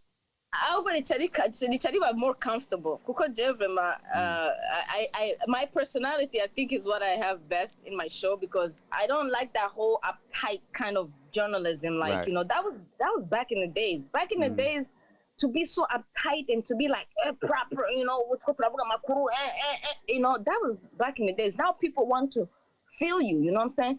People want to know you are a real human being behind the mic. So, you know, ndabibutsa akantu kaciyemo muri iyo ndwi cyane nkabibutsa kuja kuri Facebook yacu cyane, you know, I don't stress. I just realize that, you know, this is a chance for you to just talk to your people. Especially iri kiganiro canje atari amakuru asanzwe ari kiganiro canje candakubaza ngaho mu cibitoki byifashe gute mbwira we gute ni gute ngaho mutumire tugatangura kuganira and you bring your personality to life because that's what your one of your best assets that'll keep people listening because the last thing you want is to always be like rigid, you know. I think that was old school. I think nowadays because of social media, because of, you know, online platforms, you know, people like even you will start to notice journalists are not as rigid as they used to be back in the days. Yeah. You know, avant des voix d'Amérique like in the my age papa was like, this is the voice of America broadcasting live from blah blah blah. Yeah. And people kind of like that. They were like, oh, this is serious. Everybody just quiet. But now abantu bashaka une kwijwi rya America blah blah blah bashaka kumva naho yo bari BBC cyangwa ajandi makuru. They don't want a very rigid voice and a very rigid, I think, in my opinion. Yeah. They don't want to, like, you know what I'm saying, too serious and too boring. People are already stressed and already, like, they just need to. So let me ask you this then. Some people are saying that they want a job at VOA. How do they get a job? How do you control? Ni gute controlla kugira ugume mu Kirundi gusa iyo saha yose ntushiremo icongereza, ntushiremo igifaransa, ntushiremo aga slang. Ubi controlla gute? Yeah, c'est vrai maze 24 nga muri Amerika kandi vraiment icongereza ndanakirota nico ndotamwo nico mvuga ndi kumwe n'abana nico ugume uvuga umwanya wose me ndakubwiye yuko iyo micro imaze kuguruka Inga handi umusirikare yo generale wiwaje aca umenga acitse robo nuko nyene yo micro imaze kuguruka uchubimenya direct kucuguma mu Kirundi like the brain just switches quick like right away. Wow. Yeah, chamenya ati uri kukazi cyangwa same thing ndi kuri television ndiko ndagira our voices. The game is on. When the light is on, the producer in your ear says 3, 2, 1, go. It just wako turagira and our co-host banje tuko turablaga. When it says 3, 2, 1, go, hari ukuntu menga everything just switches. So ubwenge buba bwarabaye trained kuba yene professional ukavuga ati hari umwanya wa bimwe n'umwanya w'ibindi. Yeah, so no kuri ndifuza yuko like you were talking about earlier about representation n'umwuga ukwiye kubonwamo diversité cyane cyane vraiment abakobwa abo mu Burundi wacu jewe sinakuze ndonka ngo naba mama bari kuri televiziyo cyangwa n'aba jeune dame cyangwa n'aba jeune fille bari kuri televiziyo ngo banyispirinze ngo banyereke ngo ni inzira yo gufata but n'umwuga vraiment I think like young women should really aspire to be in. It's not that many of us in it. And I encourage a lot of young women to like to explore it and to get in it and to speak about the issues that matter to them because abahungu, they don't have that problem to say, oh, I don't have a problem to look for a figure that's gonna, like you were talking about earlier, my dad was on radio, so that give you as a boy to say, oh, I can do anything I want because I see another man who's doing whatever he wants in Kirundi as a career. But abakobwa, when it comes to abakobwa b'abarundikazi cyane cyane bari mu mahanga, I don't see that many of us bagira umwuga w'ubumenyesha makuru. So I think ni ikintu bakwiye kwiyumvira, take up on it. Cyaba ari naho baba batari kuvuga mu Kirundi kuko kirabagora, but mu Cyongereza naho nyene tukavuga duti uyu murundikazi arashoboye uyu mwuga kandi ariko arawukora kandi hari n'abandi bari inyuma yiwe bariko baraza bazowukora. So I think It's a field that's fun. It's not boring. It's fun. Yeah, you're right on point, and that's a great segue. Kwashaka kuvuga ivyerekeye our voices when you're talking about representation and the whole thing. Okay. Your show ugira ya Our Voices nayo ni ya Voice of America. Yes. None ivyo ya show wayigiyemo bigenza gute? Eske wabaye casted? I don't know how to say in Kirundi. Byagenza gute kugira ngo bagutore bavuge ngo Auriane ngo she fits this show that we're trying to do? True. Yes. Good way. I guess to segue like you said. Our Voices exactement ni kwijwi rya Amerika naho nyene. Iradio ndayivuga mu Kirundi kubera muri Division Afrique irafise Great Lakes section.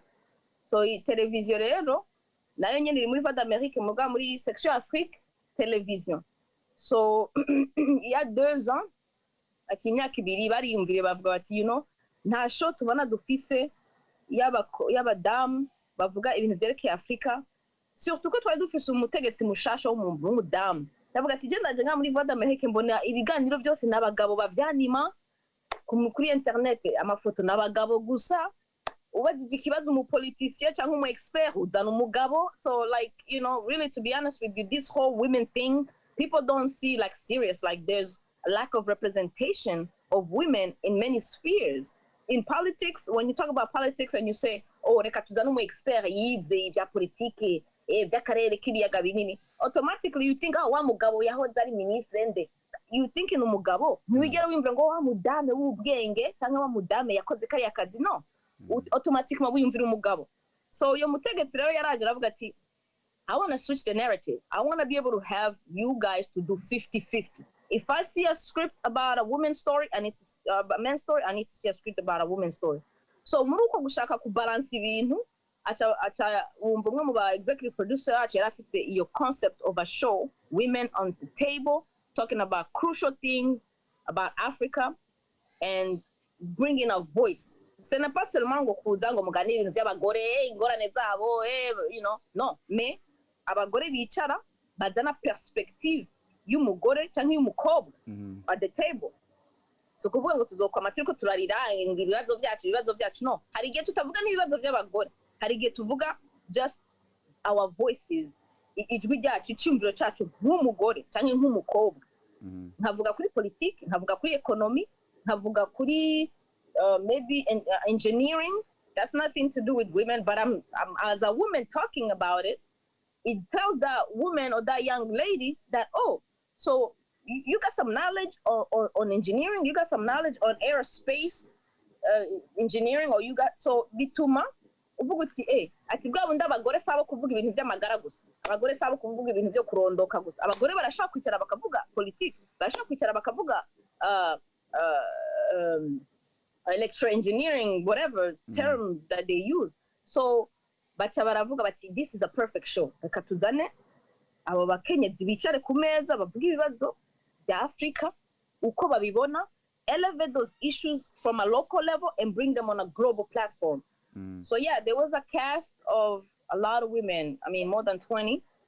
Baravuga ati muri building yose muze mwiyandikishe, yari show nshasha igira itangure, hama do casting tuvuge abafise ijwi, abafise talent on TV, on air, barashaka nyene kuko this is the era of visual, era of social media.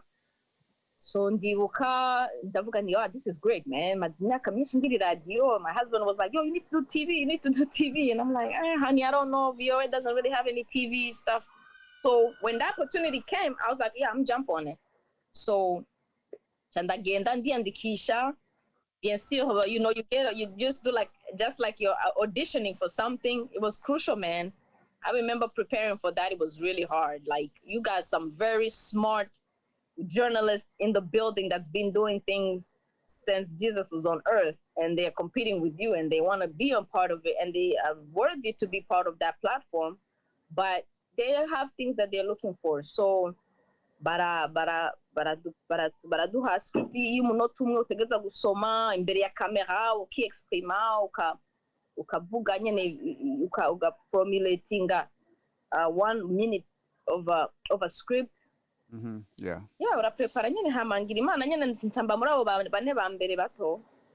Wow. I mean, that's amazing. That's congratulations on that because abatarayikurikira bose ndabasavye muje muri description namaze kubishiramo umva nimwa shoni yahera mwashaka kuri YouTube page ya VOA harimo section ya our voices mu barabe ni muri bane cyangwa bane cyangwa muri batanu ubunye twatangiye turi bane ubu tugeze kuri batatu ariko urumva haracyari umwe bifuza kuzozana kuko uko babigize bashatse kurepresenta West Africa, East Africa, South Africa and North Africa. So like in a sense I represent the East Africa region. Okay. And then turafise Haiti ava muri South Africa, so kenshi akubra ibintu biriko biraba mu karere ka Africa y'ubumanuko. Then akubra kajya karere ka Africa ya East Africa mga twese turavuga Africa yose kuko we like kind of like journalists that's been really in the field for a while, so we kind of like but ukacugira na Auriane rero avuga North Africa, Sudan, Ethiopia bya karere ko hejuru. Ubu rero haracyariho kwiyumvira kugarura umuntu muri West Africa, so ubu turi batatu muri batatu kandi abatarayibona nabo I highly recommend go watch it muirabe biri mu Congereza bien sûr ni biri mu Kirundi, so just be aware of that. But it's a really good show. There's good chemistry ndabibona no kuri set muriko muravuga. Thank you. It looks very yeah, very authentic. It doesn't look forced. Naho mudakundana iyo mushize imbere ya kamera ni nkaho muri abaseur murazinanye muri aba besties. Yeah, it's true. No, it's kandi nicyo kintu bavuga bati dutegerezwa kuronka iyo chemistry vraiment mu byo basaba bavuga bati kuko urabona women we can be a little catty, you know what I mean, and that can come off on set, but bavuga bati no seulement bazoba ari abantu bametiza amasije yabo me batumvikanye ibintu byose bizosanzara, so bararabye ati baragize amasense menshi. I'm telling you, there was like 4 different casting sessions where this one was about to see the chemistry, this one was about to see the comfortableness on screen, this one was so baragerageje bavuga ati bajya abantu uyu nuja reka tubashire hamwe abanye ni bon, so vraiment bajya babiri turi kumwe pour le moment, we're really good. We're cool. Yeah. We're really cool. It looks good, and the stories you tell are very like captivating from an African perspective. Kwa ni ibintu duhora wumva amakuru y'inu kuraraba nawe muri diaspora mu bindi bihugu ntibumva aya majwi your voices that you guys are presenting to the people now. So it's really cool to see. I'm seeing people are saying that you should start. DJ Afla is saying you should start a broadcast boot camp for Burundians. Oh. Ooh. My husband says that sometimes. Yes. That's so key. Yeah. And I would love to one day even do it in Burundi, even here. That is so key though. And I feel the pressure, to be honest with you, because like I said in the beginning, there's not that many of us.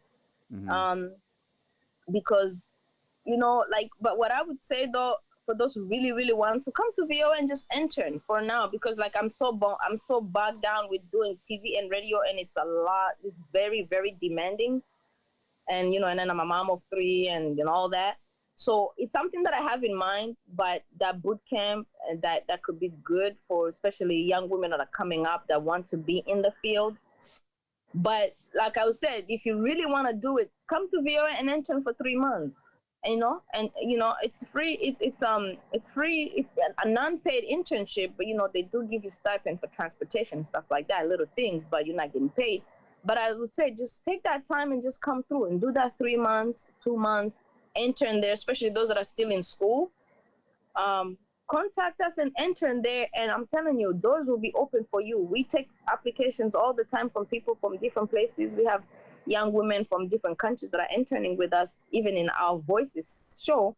Bakabona ingene tugira ibintu, bakamara amezi 3 baduswiva badukurikira, baraba ingene twandika amakuru, baraba ingene tuba live, ingene tu producer, ugasanga nukuri birabafashije abari atutoto donu aba jeune fille baje, ugasanga aravuze ati man, I'm getting the first hand experience right here. So sometimes you just gotta bite that bullet and work for free for a few weeks to be able to position yourself. That's a very key piece of advice, Grandazi Kwabana. Chane muri imisi abantu baba bashaka kuronka amahera vite fait bahejeje ishuri. Internship is a very important piece. Internship niyo igufasha kugira ngo wige ubone Yeah. ingene ibintu bikorwa hama bien sûr hari abantu henshi uca usanga bagukunze bakabona ingene ukora neza uca uhaguma bakaguha Trust me. akazi Uri mu umva ba mbere uzotogwa. yego voilà Mbere ko turaba hanze barabanza kuraba indani ati ngaho indani muri bajya abantu turi kumwe ninde ubona kandi soro woro bavuga ati ujyanye no so how do they get is it online where they can apply for internship or is it yes okay all yeah right on voa.com they can in the I believe it's in the public relations section there's a section for interning at VOA on our website. I'm sure you savvy, you can go on our website, you can actually see the internship section. But again, you can always reach out to me directly. I'm open. I'll forward your stuff to the right people. I'll do my part. If you don't, Mwavyumvise nga, this is an exclusive, people. Exclusive. only the people that want Tuguma today. Only for those only open to do. No, it's like the channel for everybody. You know, yeah. If you're gonna get like the whole internet thing or the website thing gets a little complicated, feel free to send me an email, and then you know you will be sent to the pool of people that are being looked at for an internship, and then you'll be on board. And there then you go. while you're in the building, I would love to show you around. I would love you to give you the experience that you need, because you know people helped me when I was in there young and looking for a career. So DJ Aflabs is asking, is he too old to intern? Not at all. It's never too late. There are internships that are only for people who are in university, because VOA is working with the university systems to get you in. But there's also contracts. There's always contract work that are always open, temporary contract work. If you have the skill right now, they got skills like to edit, man. It's all about skills. You got skills to edit. Show us what you've done. Put your little portfolio together. Send it in. If a position open to contract, this is a 6-month contract or one year contract. I always see contracts opening for video editing, for example. So you can get in that way too.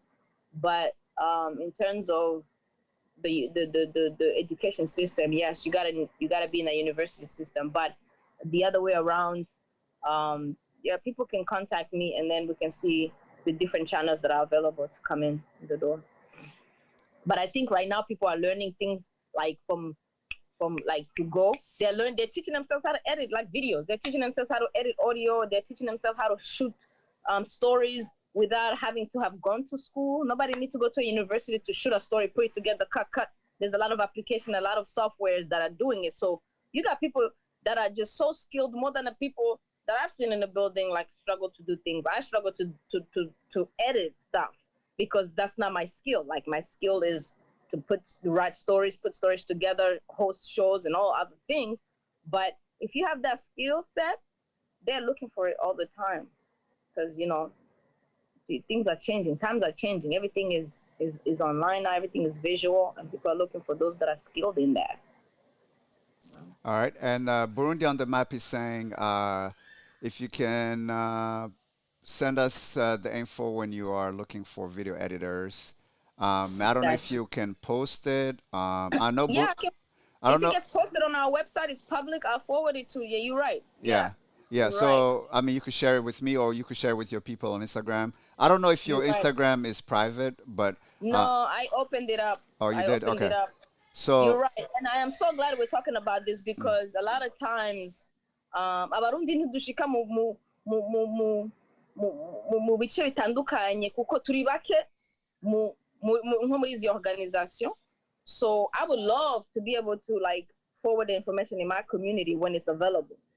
Kuko to be honest with you, sibanga ibintu byose n'umuyuwano, ibintu byose n'umuntu yakwibiye agasiri ati hariya ahantu bariko bararondera. So I'd be more than happy to forward stuff that comes out, because not a lot of people really go on the website looking for stuff. They don't know which period, which season those things are open. So you're right. I should be able to remember that as Burundi on the map is mentioned, so that I can spread it out into my community. Yeah, absolutely. And, you know, we're here, so Tuguma Dori is available. You can send it to me, and then I'll blast it. You know, Burundi on the map, we've worked together, so we can, and they have a large following, especially if you want Burundian talent. They have a very large platform, so they can possibly get you the talent you really need. That's true. Sure. It's Instead of about searching empowering too our far. community. It's about empowering our community and giving them the resources that they need. I agree. Absolutely. So thank you Yeah. for that great input, Burundi on the map. Always bringing on Yeah. the great um, Yeah. brain thinker, Yeah. whatever It's that true. term is. So It's real true. quick, because I know I can talk to you all day, but you know That's right. we can't do that right now because I know I'm holding up. You know, you got kids and all that good stuff. But I did want to ask you regarding your current. I mean, now you're doing two shows. It's a busy. You're a mother. How are you able to balance that out? Because I think there's something that I think women overall have to hear from somebody doing it. How Yeah. they can balance out three boys, in Yeah. your case, a husband. You know, husbands got needs. You know what I'm saying? You know about that. Yep. Yep. And then, Yeah. of course, you gotta Yeah. balance your career as well. So Yeah. how do you make that happen? And I just want to put a quick plug. You did do a video on Our Voices Yeah. on Mother's Day. You kind of showed Yeah. Yeah. Yeah. your whole Day in day, the life. a day in the life Yeah. of Auriane. So why don't you just speak on that a little bit so people can hear Yeah. that part? True. You know, as women, it's always like that challenge of your responsibilities at work. Okay, we got that. You gotta work, but your responsibilities at home are kind of like right here on your shoulder. So in this, like, especially that the video that I made about the day in the life, that's crazy. That's how crazy, kind of like my little world is. But you gotta multiply that by I don't know how many now that there's COVID, because my kids are home 24/7 and there's no breathing room. So I'm working upstairs in my office and I'm like trying to shoot videos and my light is here and everything, and I'm trying to like do that. And then my kids are knocking on the door. One got a pee pee and one his stomach is hurting and I gotta do the doctor thing, and you know, so it really has been amplified in a really crazy way during COVID. So it's really an interesting scenario that you really try to balance. If I was just maybe just married and it's just me and my husband, I wouldn't really be feeling the pain like of being a mom and a professional mom. But I have kids. So you gotta really be able to have that stamina, that brain power to be able to endure, right? Because hariho abantu bavuga bati ku kazi bararindiriye raporo, bararindiriye iyo nkuru, bararindiriye the performance when the camera's on. We don't want to hear nothing. We need you to perform. So ugasanga urafise ya pression, no matter what's going on at home, deliver, right? Muhira naho, it's like abana biriwe muhira umunsi wose, hari abize abatize bagiye kuri Zoom live yabo ntibayigiye ko bayicerewemwo whatever. Surtout ishuri rikirimwe muri avril. So iyo balance vraiment iragoye. You know, nico gituma namye mvuga ati DJ was talking about going number 4. I was like, nah, it ain't happening. Because nta muyaya cyangwa umuboyi mfise, right? It's me and my husband. So ugize imana ukaba ufise umugabo cyangwa umugore ategera kandi nawe nyene yabaye mu mahanga kandi ategera ibintu, it makes really life easy. And I'm glad to have that. I have that support. I have that help. My husband hold down the fort when I'm like recording. He knows, nobody's allowed upstairs. You can't even cough because I'm on air and I'm doing interviews. Matter of fact, he takes them to take a walk in the neighborhood when I'm doing stuff. So utegereza kugira ya vi iri balance muhira no gukazi kugira ngo ushobore gutekana mu mutwe, ushobore kudeliver ibyo abantu bavuga ati kajya kazi yagakoze neza. So it's abantu bo mu mahanga vraiment ash turabira kuye idoraro rikorera aho wabiza kuye Ubira kayasho. Kayasho, man. So that's amazing though. We gotta give it up to now urabizi nk'ubunye urabizi ubunye muri coronavirus abana uragerageza kutabiriza kuri televiziyo kuko urumva bazoca babibirobo, so kagerageza kurondera ama activité kugira ngo birigwe barakora kuko umwana aracapa agasoma igitabo akaririmba après 30 minutes, what do I do now mommy, what do I do, it's like baraba bored. So you have to always be creative. Gura ikinga kugira ngo bace baja gukira ikinga muri neighborhood, uragerageza utuntu twinshi kugira ngo bashobore kuguma bari abantu batekanye mu mutwe. So ubuzima butoroshe, but you have to do it. You have to do it. Yeah, that is so true. Cyane cyane ibi bya COVID byara byarakomeje ibintu cyane goes. Mugabo, big up to your to the hubby. Tell him I said what's up. Thank you for holding down the fort when the live thing is happening. Right now they don't even know what they had. They ate breakfast and they probably went to play somewhere. But I have like, they can je hanze kugira ngo sinda bashire mugasho munzu ngo you can't cough, you can't sneeze. Only dimanche, we having fun. I'm on the porch, so it's good. DJ Aflaf says put them on a treadmill. That'll keep them occupied. You know what? That is so true. I wish I had a treadmill. I was like, you know this idea? Just go on the treadmill, build your muscles, okay? Yeah. I would do that. Or avuze genda babarengo baje kurima.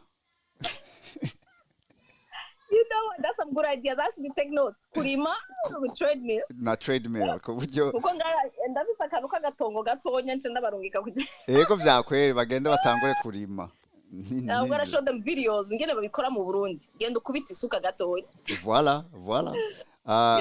All right, so one last thing before I let you go.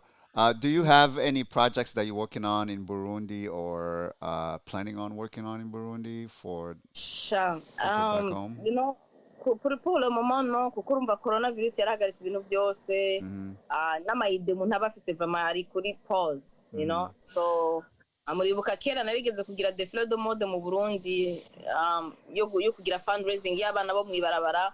Ni ibintu nagumye niyumvira kubandanya ngira, but right now nukuri vraiment pour le moment naratekinze ama pause gatonya kugira ngo focusinge kuri ubwo buzima bwa coronavirus bwo gukora no kuba umwigisha muhira biragutwara cyane. So for right now, no, just watch our voices.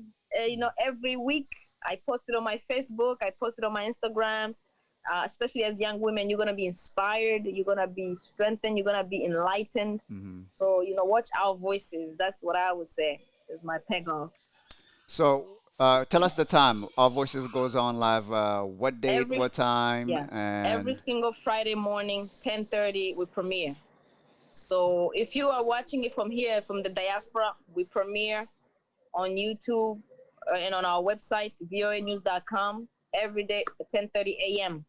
But in Africa, I'm telling you, we just like, I don't know, 100 TV channels, different countries, so I wouldn't be able to know your countries. Like I know in Kenya, KTN News and KTN Home, Friday, Saturday, and Sunday, it's very consistent. You can catch it on those two channels.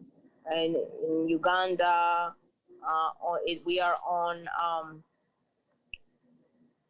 oh man, sorry, my people in Uganda.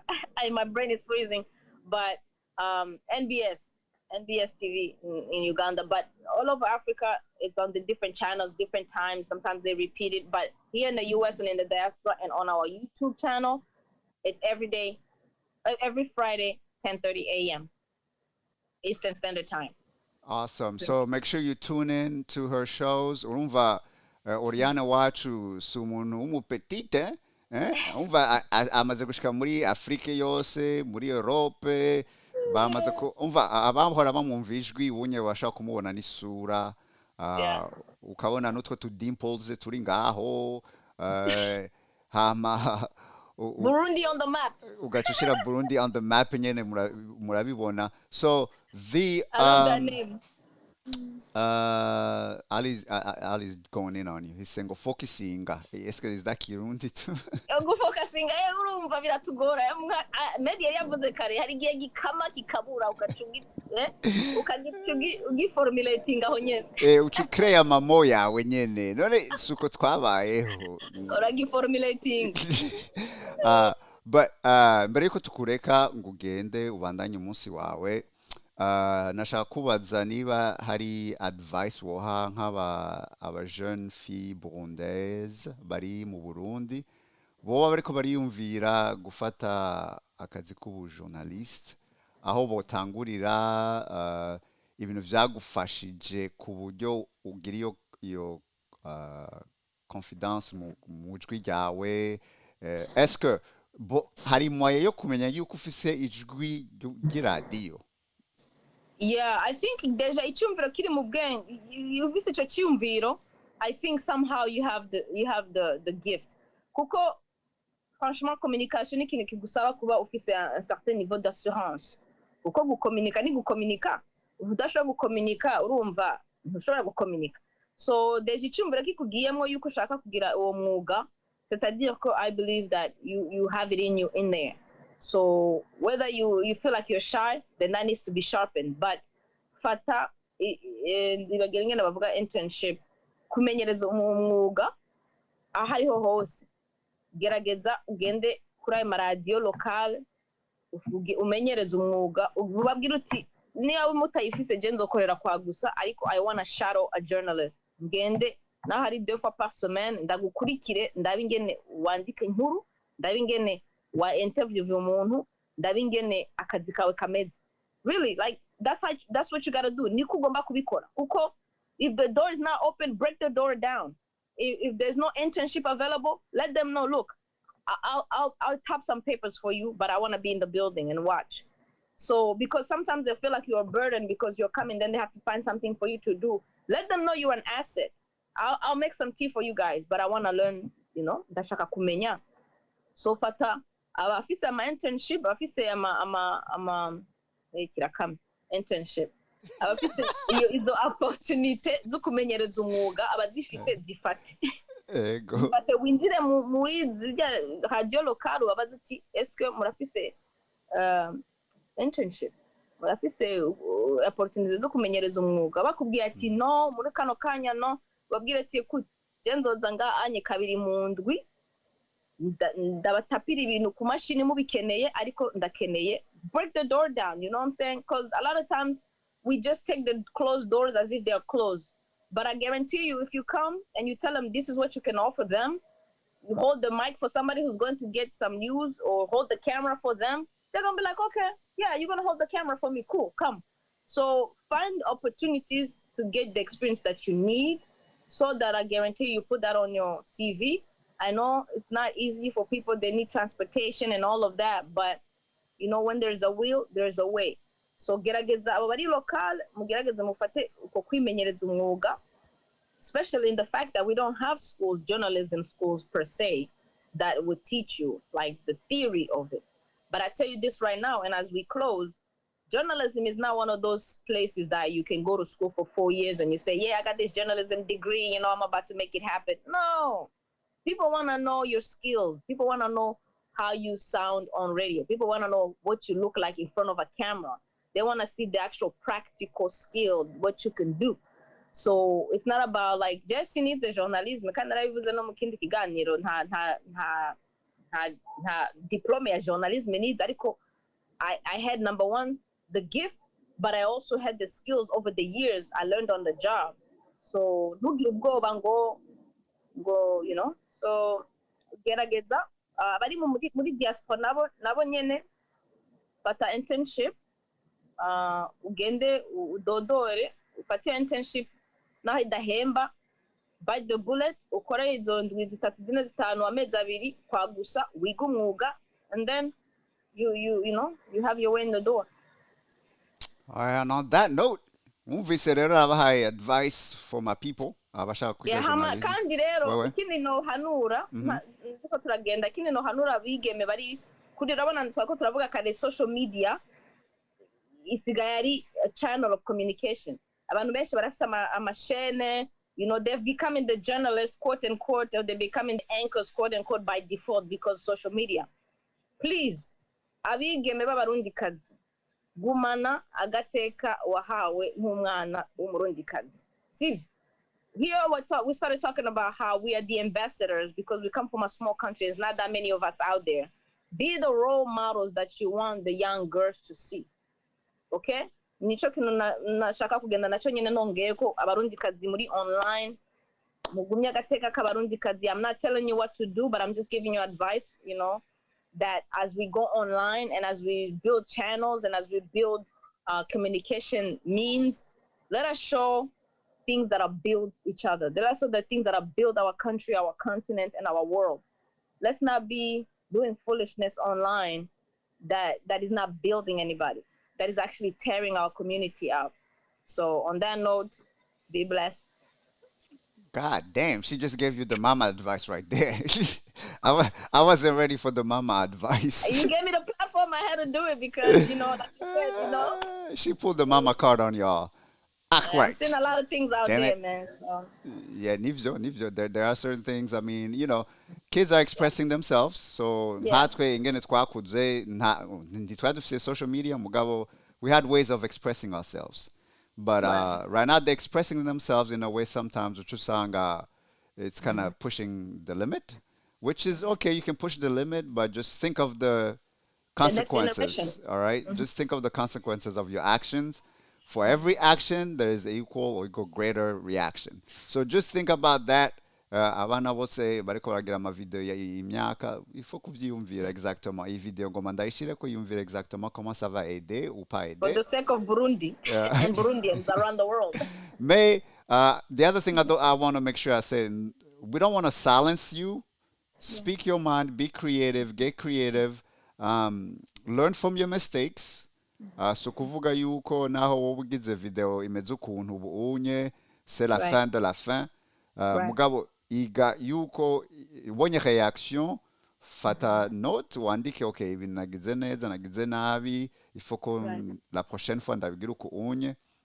Mugabo sinovuga ngo uhagarike kwiyumvira ingene ivyo ushaka kugira bandanya ushaka ugere be creative as you will. Kandi ntaguciriyemo medi je nanje sukuvuga ko am the pedestal right then nanje ndakeneye ko umuntu anjya kara avuga ati hari ahantu wakosheje I love it because binuma mba umuntu yameliora mu bintu byose nkora. So I feel free to send me comments. I'm on the global platform and I'm not like I'm not the Cindy Mother Teresa. I'm in the community. The journalists that you have said in the community that like setting up as a role model.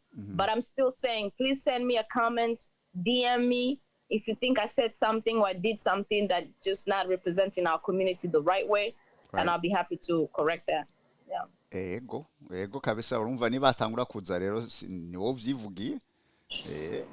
There's always room for improvement. Oh man, I really appreciate you coming on. This has been amazing.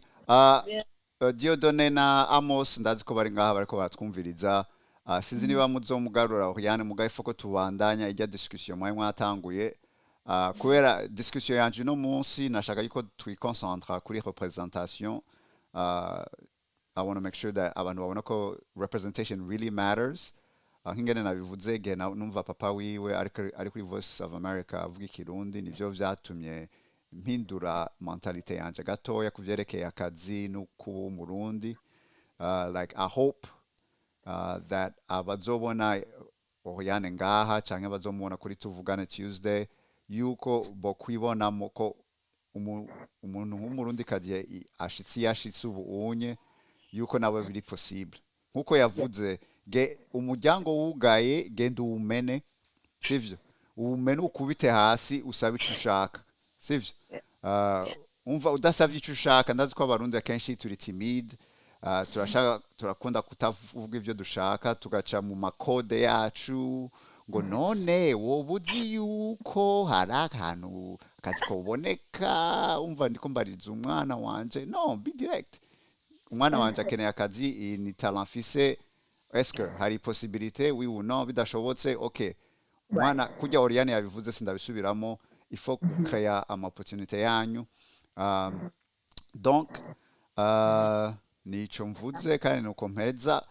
tuvugane Tuesday umva Amos na Dieudonné shaka yuko mubandanye conversation mwe mwatanguye ya communication na identity cause you guys are too deep I'm not deep You know what I'm saying? Yeah, that was deep too. No. I didn't know it was gonna go this deep, but yeah. Yeah. I'm not. I don't try to be just. That's the I thought we was gonna party, have some music on. The DJ Flavs was like hitting me with questions. What happened to some music? But it's all good. You know? No. We're not done yet. I told you be ready for the end now. Oh, okay. I told you be ready for the end. Gotcha. Okay. Bon. Niba ata bindi bibazo sinzi niba Dieudonné namose bakiriko. J'espère qu'il y aura part 2 ou part 3 ya conversation avec Auriane. Il faisait que je marque moravuga mardi passé, last Tuesday. Hopefully there will be, because that conversation was very good and I enjoyed it. My conversation again was just, get to know Auriane a little bit more regarding her journey as a journalist. So, as we end the show, niba ata undi muntu afise ikibazo, ndazi ko ibibazo bihavya biza après kubera hari delay entre ivyo turiko turavuga na YouTube live. Info yuko dusubira ingene twahora twiyamiza kera. Auriane rumva ko nabivuze kare. Twahora dufeta cyane basement parties. Wewe nibagiye kubabwira abantu medi. Wait. Oh my god. What? Nimubwira ngo Medi byatanguye bishasha. Medi akiri umutineje n'ubu unye. He was the animateur. Reka kubabesha. Medi wacha mugura. Asidanganya ariko arababesha. Nukuri Medi mugiye mu munsi mukuru Medi arimo mwotanga mucha piste kiba vide. Medi, I enjoy parties with you, man. Oh, we're going to party it up. Another fun fact, Auriane and I went to a school dance together. Yeah, that's true. Yo! You should pull up the pictures. People will be shocked. Never. That would not. It was not. like 1998 or something. Rockville High School. Yep. Spring dance. Oh my goodness, we go way back. For real. Urumva, that's another fun fact. Twara dutamba cyane kera. Thank you guys. Jeune n'abajeunette. Thank you, Gracie. Bon. Nice to meet you. Yeah, Gracie Glow ni utamukurikira uzomukurikira agira amavideo menshi. Ivyerekeye maquillage arashaka kugufasha. She's a makeup artist. She does lifestyle vlogs and all that good stuff. Good. Nice. But gotcha. As we close it out, the way we like to end the show is on some good tunes. Kubera we tuzinanye kuva kera rero, tukaba twaragiye mu mafete menshi y'ama basement party, urungene twara dutamba rero. Donc ingenza ni tuziki twara dutamba kera. Oh my goodness, that's why ndiri mugishe moni. Ukubonye zigezwa ni Joanna. Oh yeah. Sinshiramo Joanna ofete. We're gonna take it the Caribbean style, okay?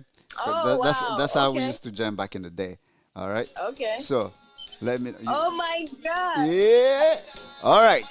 This is the time, ladies and gentlemen. This is the time where we get down with the guests. All right. Tuguma Air, Boeing 257 avec votre capitaine. Et mon copilote DJ iFlavs on the ones and twos. Tugomba dusezere Auriane Itangishaka, Voice of America journalist, award-winning journalist, excuse me. And we appreciate you for coming on. But before you go, you gotta show us some of your moves from back in the day. Oh my goodness, I ain't got no moves, man. Get off that chair and stand up. We are back. Y'all be laughing until 2020, 2030. All right, you gotta stand up now. Stand up now. Like my son says, that's not my thing, mommy. It's gonna be your thing right now, though, for 30 seconds. All right. So. Oh God, what song is that? Come on now, you know this.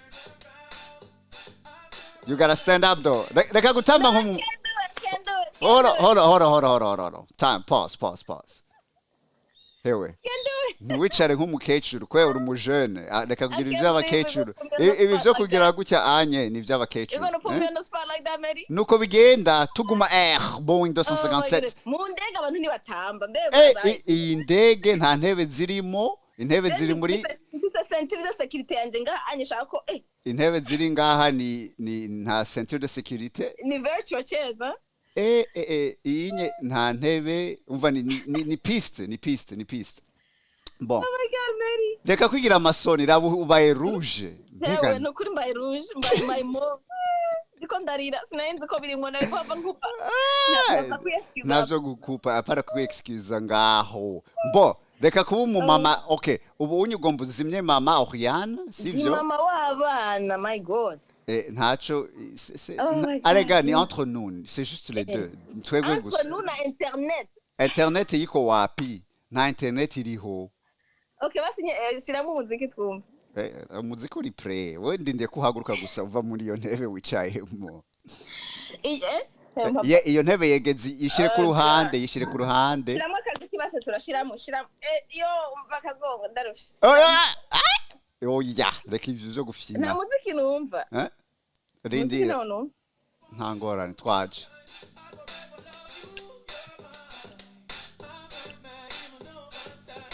Hey.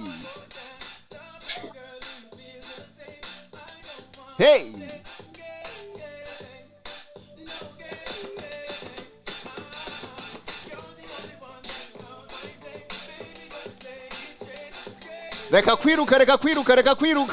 Niturahagarika. Hey.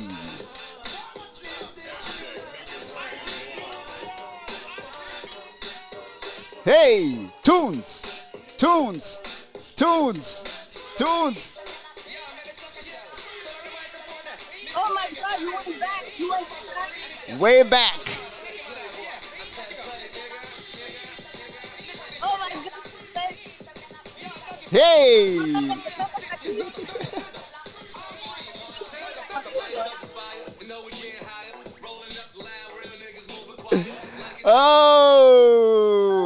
Oh my God, yo. Took me way back, man. Oh my God, again, like was so Jamaica. Oh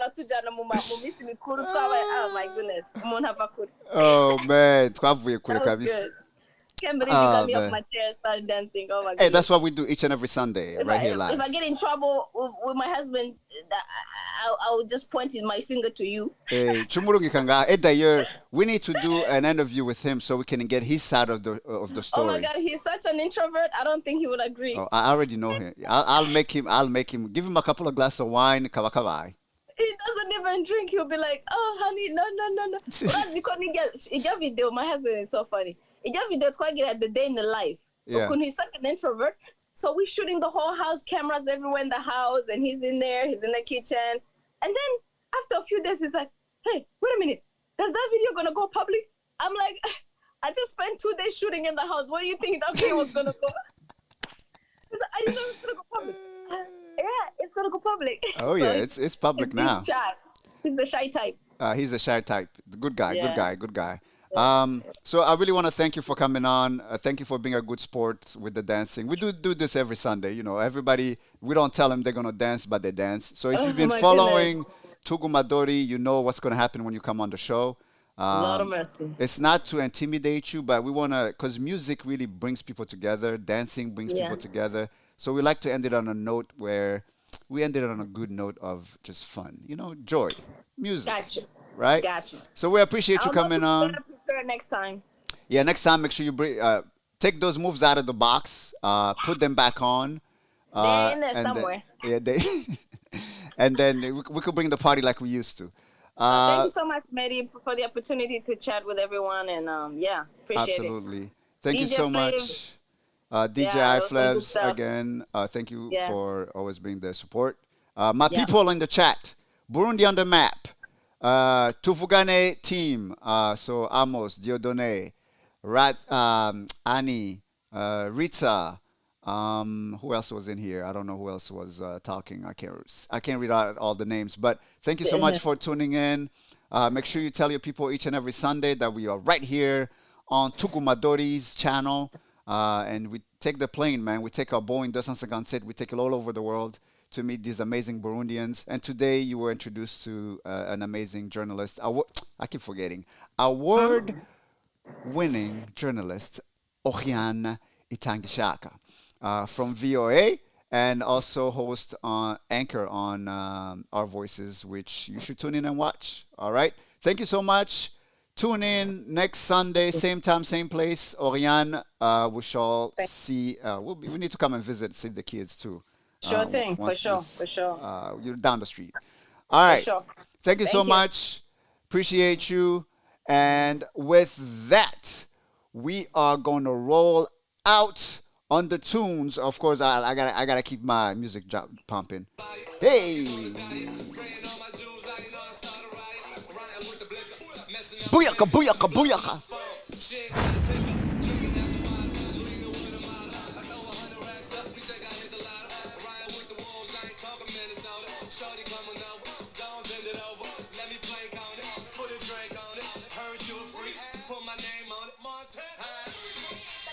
Hey, who remembers these tunes?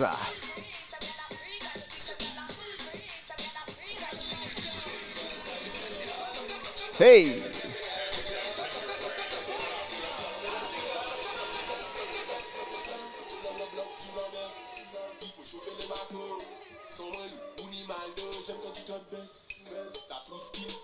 Hey, hey, hey, hey. But.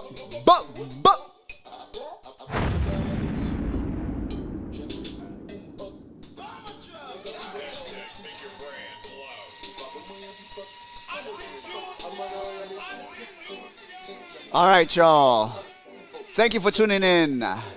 Captain is out. Remember, representation matters. With that, I want to say thank you for tuning in. Till next time, when we bring a new and uncover another Burundian doing some amazing things. All right, let's go. Peace out. Tuguma, Tuguma. Captain out.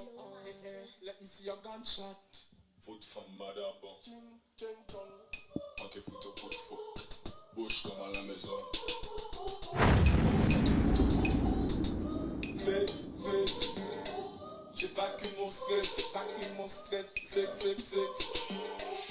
Secouer les fesses, bluff. Je fais ma gauche.